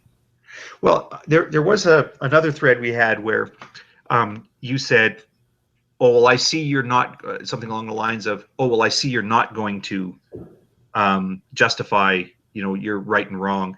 or you perhaps because you can't. And just a moment ago, you said you've never seen someone do it. And Right. I said to you that you're not going to remember this because this was 3 or 4 months ago, but I said, I can and I have many times before, right? I've been doing this for a while, right? Like Oh, no, I remember that. Yeah. yeah. Oh, you do? Okay.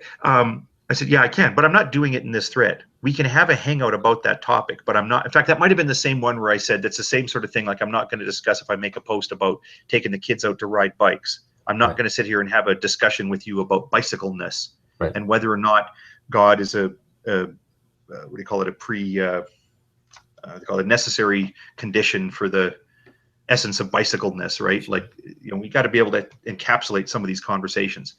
Yeah. And I will say, by the way, that part of the reason why I will jump to that and say, no, we are not having that discussion when this is actually what we're talking about, is because we have to deal with so many dodges, right? Some of your brothers in one-man ministry are nothing more than doing dodges. Okay. I agree.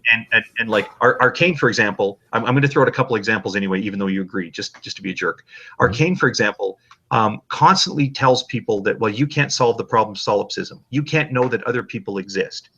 And the implication is, if you cannot articulate a defeater for hard solipsism to Arcane's satisfaction, then you have a clunky worldview and you should discard it in preference for his worldview, quite obviously.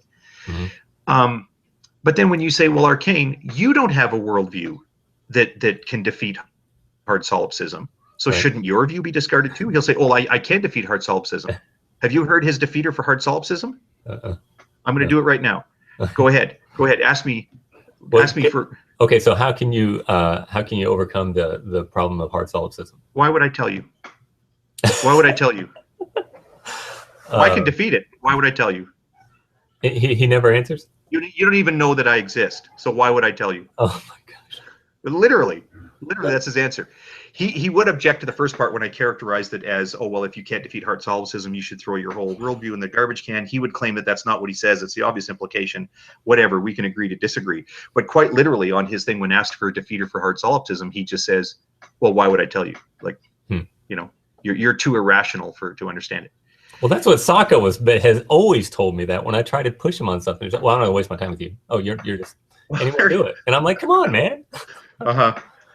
Well, there is a point. The thing is, Arcane does it to everybody. And by the way, we all know what his answer is. I'll concede that, because I think I've seen him do that. I don't know a lot about Arcane, but I've seen him, and it does seem to always. And here's the problem I have with that he gives you that argument, and he can't. I don't get the point of it, because he has the same problem apparently, but he just doesn't want to talk about it. That would be rather irritating to me. Yeah, but he denies it. The difference is, and I've seen Socka respond to you that way. I think there's a difference between when it's an argument versus a person. So Arcane, for example, it doesn't matter who he's talking to. He can be talking to the Queen of England, and he will not explain to her how he solved solipsism. Sure. Now, we all know the answer. We all know the answer is that he presupposes that God exists. That presupposition itself bears with it the reality that there is another mind. Right. And furthermore, it's a mind that's able to provide reliable revelatory experiences, and that mind has revealed to him that there are many other minds in the world. So right at the outset, he's defeated solipsism with the first sentence, and then from there it branches out to being a whole bunch of other minds. But he can't articulate it. That's the thing that's weird about it. He can't just say. Well, he won't. Well, he won't, because he gets spanked immediately afterwards by saying, so you presuppose a mind-independent reality and other minds in the universe the same way that I do, except you insert this other character. He knows that's what's next, so he can't do it. But the difference is, too, there are some people, like, for example, G-Man has asked me, and many other people, prove to me that evolution is true. Right here, right now in this hangout, prove to me evolution is true. And then you'll say, well, I suppose a place to start would be, and he'd say, no, hang on, wait a minute. I want you to show me a dog giving birth to kittens. Well, at that point, you're quite legitimate to say, well, while I can show people evidence that's consistent with evolutionary theory, you can shut the fuck up because you're a moron, right? You see where that distinction is drawn? Like, once somebody sort of presents themselves, and I would suggest that in terms of your credibility with Socka account, you've sort of ventured past the tipping point of that, sort of like Like when you talk to Socka, do you feel like you're having good conversation? Do you think that you're getting uptake from what Socka is saying, or do you find that he has to tell you the same things over and over again to the point where he just gets frustrated and says it's literally a waste of my time to try to explain to you my position on this? He's never explained it. That's the problem I have. Every time I try to get him, it's just like with Arcane. It's the same thing. Why would I waste my time telling you? You wouldn't understand it. I think it's in that thread that thread we just had. Yeah, it's like, and I get the same thing over and over and over. Okay, well, I am not going to I guess stick up for Socka here because he's a very bright and articulate fellow, and damn funny. So I mean, I'll next I've time heard I'm him talking do some things. I mean, I saw, I told him, I said that he did a hangout with Ozzy and with Xbox, and they were Neil Postman. Is it Neil Postman who wrote the talk about the loss of childhood or something? It just yeah. He did an excellent job. He articulated he read the book and gave an overview of the book, and it was an outstanding hangout. So I know he's a smart guy, but it just seems like, I don't know. Yeah. Well, I mean, this is the thing that I'm just giving you food for thought here. I know him fairly well, but we don't have regular contact, right? Mm-hmm. There's always a real comfort when I talk to him. I mean, he recently immigrated to Western Canada. I say that because we consider Ontario a different country. Oh, here he is. Yeah. Why don't we do it that way? Let me type a short excuse in the side chat here for why I will step away. And Socka, how you doing? I was listening to the last 5 minutes of chats, and I was, wasn't too surprised to find out that the conversation was steered towards me. Maybe it was just luck that it was the only 5 minutes that I caught. It was certainly your fault. Oh, so it's only 5 minutes because you missed where it started. No, it was certainly your fault. May I excuse myself for a few moments, gentlemen? I will try to listen. Sure. Okay, I'll be right back. Okay, Socka. So how are you? I'm fine. Trey. I'm gonna let you know how I feel right off the bat here. Mm-hmm. Is that the reason why I don't want to engage you on a one-on-one like this, or in this case, one-on-one plus HogTie, is because I really don't find or see a lot of benefit to me engaging in a conversation with you. I've watched a lot of conversations that you've had and with other people, and the arguments that you generally like to steer towards. And they're not really arguments that I really like to engage in. They're too long. They're too drawn out. And they're based off of a lot of these empty assertions on your part that we have to kind of wade through before we can get to the actual meat or part of the discussion. This is where it comes into the thread that we're talking about earlier today, is that you'd made a comment, and I'm not sure if it was just kind of like this off the cuff, whatever thing, is that that we have to presuppose theism in order to make a comment about hate or sin or anything like that. And my response to that is generally going to be like, well, why? Why do you think that? And then your response was, well, show me that I'm wrong. Well, that's not how it works. You've made the statement, and what I've asked you to do in this thread is I've asked you to validate that statement. Show to me how that I'd have to presuppose theism to come to a decision on something as stupid as hate, or how I'd be able to validate a comment like hate. So when I challenge you on a claim that you've made, and then your response to that is to basically say, no, prove to me that I'm wrong. Well, that's not how it works. And at this point in time, I'm just like, I don't want to engage in this conversation with you. I want you to validate the claim that you've made, and maybe once you've actually at least laid it on the table, we can address that and we can see where we're going. And I don't care that you've had discussions with other people and they have not met your burden of proof for how they can make a claim on love, hate, value, whatever you want to put out there. That's not me. So if you want to have that conversation with me, you have that conversation with me, but you don't tell me what I presuppose before we start off. Okay. Well, okay. I never asked you to say, well, prove that my view is wrong. I said, let's talk about it in a hangout. That's what I wanted to do. Well, you want to go talk to I can demonstrate it right now if you like. Well, actually, we can go back to the thread on this, and that's actually precisely what you asked me to do. In the thread is that when I said that no, we don't have to do this, your response was, well, show me where I'm wrong. Show me Where is that at? I didn't see that. Okay, let's see here. Let me pull up the thread here.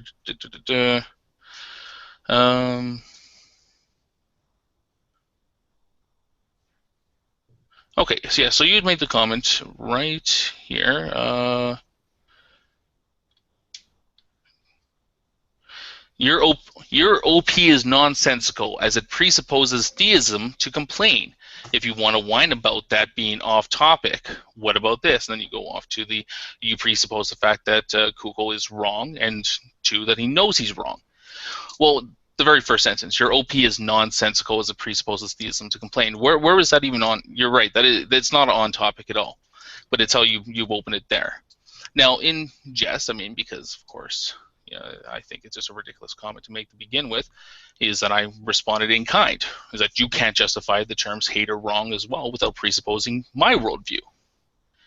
And then you go in and you want to jump right into, okay, well, let's have a talk about this. Mm-hmm. And then you make oh, my mouse keeps on, battery's dying on it here shortly. So then you change strides and you go into the you don't have to be a presuppositionalist to presuppose God, Jesus, theism. And my response was, of course, that nobody ever accused you of being a presuppositionalist. Actually, I think somebody else did, but they're talking about the presuppositional argument. Point out the difference between presuppositional apologetics and one who's simply talking about presuppositions. Mm-hmm. Let's see, where else is there? Then you accuse me of saying that epistemological investigation is not allowed, which is something that I never said again. And then you tried to goad me again about running from Hangouts, and I made it quite clear then that... See, here's the other thing, too, is that I'm not sure if this tactic works here. Why are you running from Hangouts? Socka has run from every single challenge out there. And my response was simple, is that this isn't a debate league. I'm not trying to get notches on the belt here. I'm not trying to rack up wins. There's no scoreboard over, all the times that Socka's, won an argument or pwned somebody. I don't keep a tally on this. I'm here for my own entertainment. Okay, I like G+ for, some of the Hangouts, some of the talks here, whatever. I don't need to be goaded into a Hangout with you. And if you really want to get me into a Hangout, we'll find a topic that we like. Like this entire video that you have right now is Socka and Trey discuss Kouklism. We've never discussed that. I didn't even bring up the topic of the article, even in the post that I was addressing you here. You just went out and said, I'm going to do this. I'm going to do this right now. I'm calling him out. You know what the difference between you and G-Man is? That you could actually pronounce the word ask. That's pretty much it. And I don't see a lot of meaningful conversations that I can have with you. Okay, so you concede that I didn't tell you that you needed to disprove my view. No, well, you asked me to go. Let's see here. Sorry, I got off topic there. You're right. I've been doing this for several years now, Socka, and I've never seen someone justify the moral imperative apart from a self-existent valuer. However, what Einstein was to atomic energy, maybe you could be to a moral epistemology. Mm-hmm. So you're asking me there to validate. How do I validate my my position on right or wrong? Indeed. Right. Well, no, that's not the point. The point was that I had asked you first off to validate your claim about how it's impossible to make a comment on hate or wrong without presupposing theism. That was your claim. That's the claim that I want you to prove. And your anecdotal evidence that you apparently haven't been talking to the right people is not enough of a good enough argument for me to, for you to put out there and say that people can't justify it.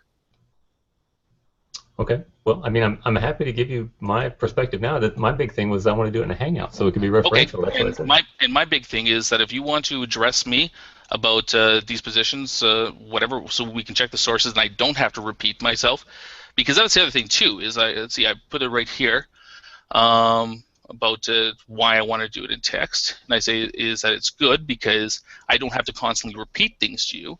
Is that if if I make a point and you don't address it, I can just copy and paste and just put it again, and so we don't have to keep on going back and forth here. And then the very next comment, you asked me, well, why do you want to do it in text? And which is really good because I was actually able to copy and paste that comment and put it there again.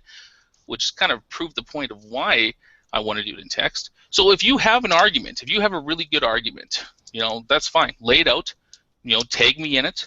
I'll take a look at it, and we can address it. But you don't want to do it now? No, I got better things to do with my time. Okay. Have a good one. I appreciate it. Thanks, Socka. What do you think, HogTie? Hello? Oh, was it? That was it. I stepped away because I was giving him some latitude to get his. I said, "Can we talk about it now?" And he goes, "No, I don't want to. I'll see you later. Bye." Yeah. Well, I take his point. This is something that is sort of endemic in the G+ community. Is this thing about you're not so bad for it, but calling people cowards and stuff. Not that do you use the term coward? No. You've used it before.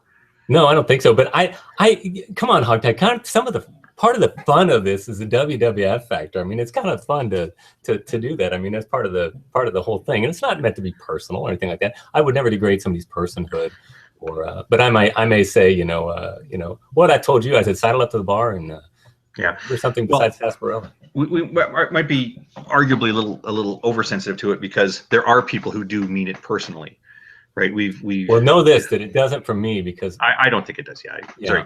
Interrupt there. I'm here because I love you and I care about you. That's why I do it. And I accept that. I believe that to be true. I do have a kind of a mental database on those apologists here that believe the core message and are here because what they see what they're doing as being of value, like people who try to encourage other people to quit smoking because they firmly believe that there's salvation there. It saves you from additional cancer risk that you don't need. But that's also offset by there are many who are here that there's some who the idea of there being a hell that we need to be saved from is a fantasy for them, like a delicious pornographic fantasy. They love the idea of being in heaven and just knowing that these other people that argued with them on the internet are roasting away. Yeah. And I think people like that are the ones that really need to be questioning whether they're for real. Oh yeah. I mean, let me tell you something real quick. I remember seeing, I'm not going to mention names, but there was a whole group of people like a year or two ago, and they seemed to have all gone, and they were the most vile, arrogant, stupid people that were these Christians, and you probably know who I'm talking about. I do.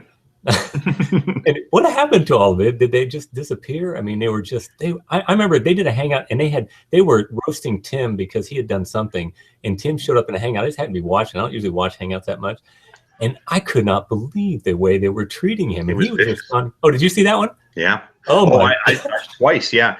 You may have heard through some of the things I've mentioned. Like I quite often download. Like I don't listen to the hangouts when they're live. I'm often busy or preferring to do something else. But a lot of my current job involves traveling. I spend a lot of time on Alberta's highways, and I load those things up like podcasts, these hangouts, and I listen to them. And that one I had to listen to twice, not the whole thing, because it was like 5.5 hours long. Yeah. The one guy dropping F-bombs left and right, like it just curled your hair to listen to that guy talk. I got talk. the spirit, and you don't have the effing spirit. That was a great line. Yeah. And then Tim came in and he was like, okay, I understand you guys have some concerns. And he was really polite. And of course, they immediately accused him, the one lady that was in there. The Pharisee. Yeah, right. And was like really vicious, like accused him of lying. Yeah. And saying like, oh, you're using your therapist tone of voice. Like, trust me, I'm an expert in therapy. Having been in and out of therapy for the last 15 years. That was rich. I remember that. That was so funny. Yep. And what happened to them? I think that there's a potential. But one thing I really like about Socka's position too is about know your reasons why you're here. Right. And I mean, this is something I want to be careful because I'm not getting sort of personal things that I will discuss with my wife, for example. I have to question myself occasionally and remind myself of the truth about why I'm here. If I think that I'm here doing the world good, I would burn out real quick because I don't think what I do actually saves souls, as it were, saves people from their delusions or whatever else. A lot of it is for entertainment, and it has to be for your own amusement. And there are a lot of people on both sides that and I think more so for the theists, that expect that they're going to get some effect, and they take it. Well, what's the phrase I want to use here? Take it too seriously. Yeah. Which I find really the reason why I pause before I use that phrase is because, geez, how seriously are you supposed to take it? right? Okay, so I will. What they do is they take their position too seriously, not the message, but they're okay. they this megalomaniac type, Yeah, I happily accept that correction, because that's true. It's not that they're really, it's their megalomaniac, their particular position and what they're saying. They just go absolutely wild with it. I mean, I've said, for example, like I will participate in a hangout on any topic in science at the drop of a hat. You want to talk about evolution? Set it up, man. We'll do an evolution hangout. I've got a standing offer, graciously accepted, but we just haven't been able to schedule it, with Jack Coombs, who goes by Teacher of the Bible. Right? He's an older fellow. He's very, very knowledgeable about the Bible. Doesn't just have the thing memorized. He does, but he's got it, like, he understands the import of the message, at least as expressed in 20th century fundamentalism. Again, something he would deny, but a very nice guy to talk with as well. And he just doesn't get evolution. He doesn't accept it, and I think it's because he doesn't understand it. And we just haven't worked out the timing of it. But I would quite happily go into a hangout with him and say, look, I will tell you about evolution, clear up some of the things that you've been told about it that are wrong, and I don't expect you to believe it. But it's nice that you could at least understand where we're coming from, so you're not arguing against strawman evolution. But at the end of the day, so I'm going to have that discussion. Well, to what end? Am I going to convince old Jack Coombs that evolution's true and make him sort of rethink his whole theology about Adam and Eve and about what was Christ paying the price of exactly? No, that's not going to happen. He'll learn a couple of phrases that he should probably stop using, like for all the number of people in YouTube that have told G-Man to stop asking for, video of dogs giving birth to kittens. But he still keeps asking for it. He'll learn, okay, not to ask for things like that, because it doesn't help the conversation. But he's not going to change his mind. If I hung my personal value and a contribution of my time to this conversation on the effectiveness of my ability to convince an evangelical that evolution is true, I would go mad. And when it comes down to it, I don't really care if you guys believe in evolution or not. I would like it if you sort of understood science a little bit better, but I don't think it's really a bad thing that people in general, whether they're Christians or atheists or whatever, don't understand science. They're just not interested in it. That's fine with me. But I imagine what it's like to be a Christian who sees the world as being important, but then beyond it, there's this amazing other stuff that happens. And like, you got to really get your eye on the ball here, people. Like, this message of salvation is very important, and there's only one path, and it's a narrow path. Like, I don't understand how Christians aren't just constantly alarmed and going out of their minds at this. You tell me you love me, and yet you know what is next for me. How do you close your eyes and go to sleep at night, knowing that me and my children are facing the torment that you have envisioned in your mind? I don't know how you deal with that. Well, I think ultimately, this is the thing. We've got to understand that God is sovereign, and he has a purpose and a plan that we don't understand in such things happening in his justice. And although we can't have a complete understanding of it, I can't bear that.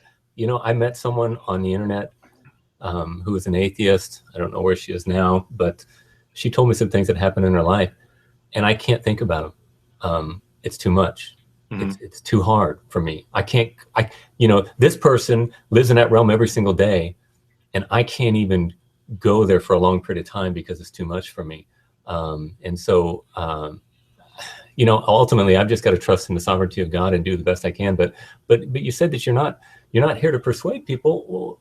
Well, you are. I mean, you're not trying to persuade the people that will not be persuaded, but you are here to persuade people to live lives a life that corresponds to reality. That's really what's behind it, and we all gain satisfaction in doing that. What you're saying, though, is you're not obsessed with trying to bend the I-beam that's never going to bend, because it'll drive you nuts.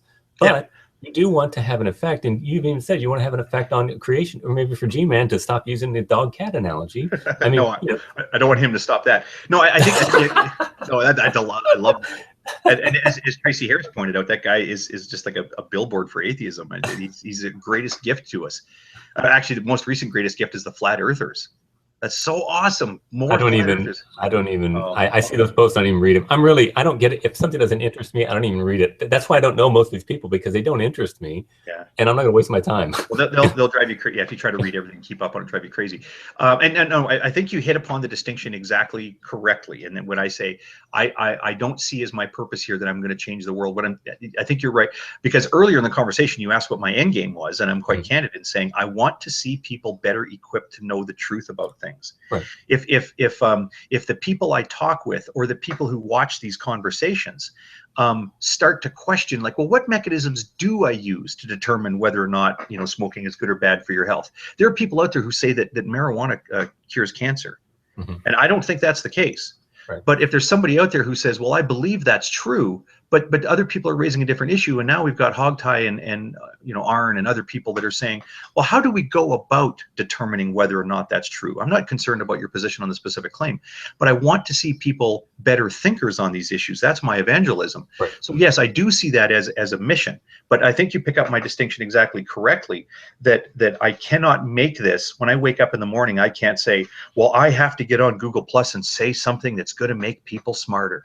Right. Because if I made that my principal fuel for why I do this, I would burn out like guy Mr. F-bomb dropper from that Hangout that you're talking about, where Tim was in there.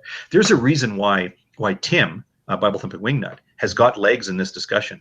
There's reasons why he was here 4 years ago when people didn't know who he was, and there's reasons why he's semi-famous now. Right. And there's a reason why 2 years from now, 4 years from now, he's still going to be doing this. Well, there's two reasons. One, because when it comes to, you know, making decisions in life, he's thick as a brick and he'll never change his mind about theism. So that'll keep him in. Right. But also because he has perspective and he has faith, as you pointed out a moment ago, that the right things are going to be done.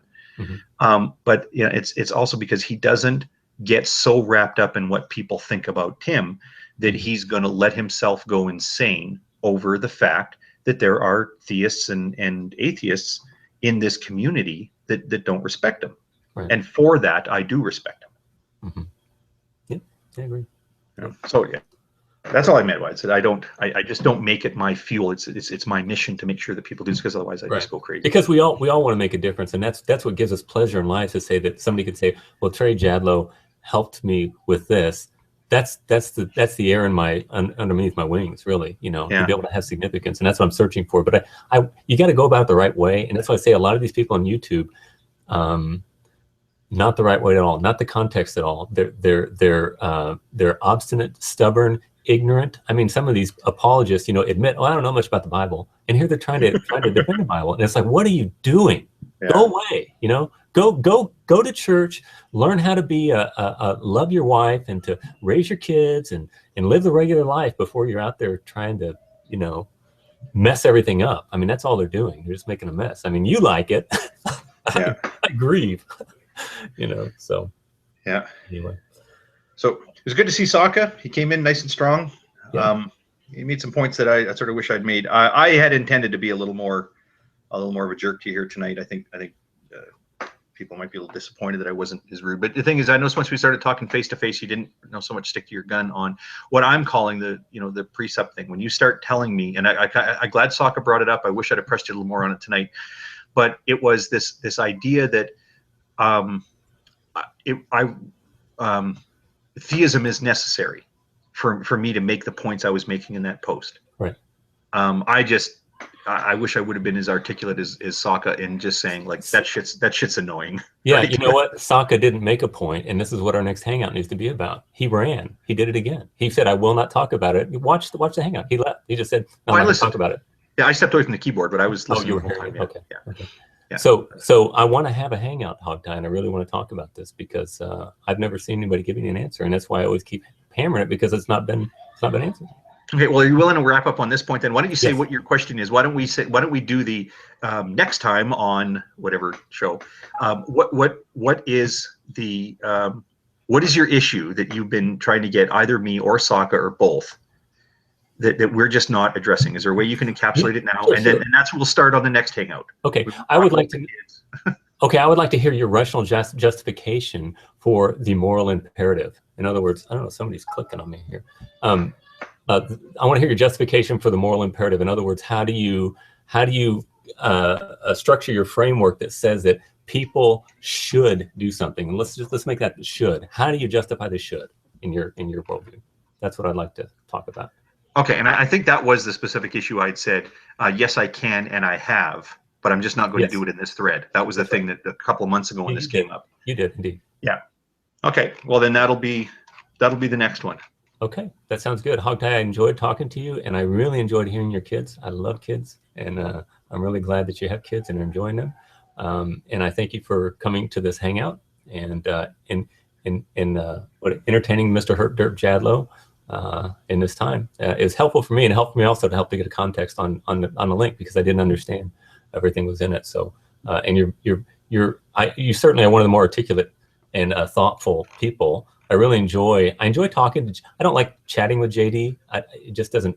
But talking to him, I like talking to Alex Botten, and I like talking to you. You guys are thoughtful and fun to interact with. So thank you for entertaining me with such. All right. Well, it was fun. It was even more fun than I expected. So, yeah, we'll do it again. Okay. All right. Take it easy. Greetings to your family. All right.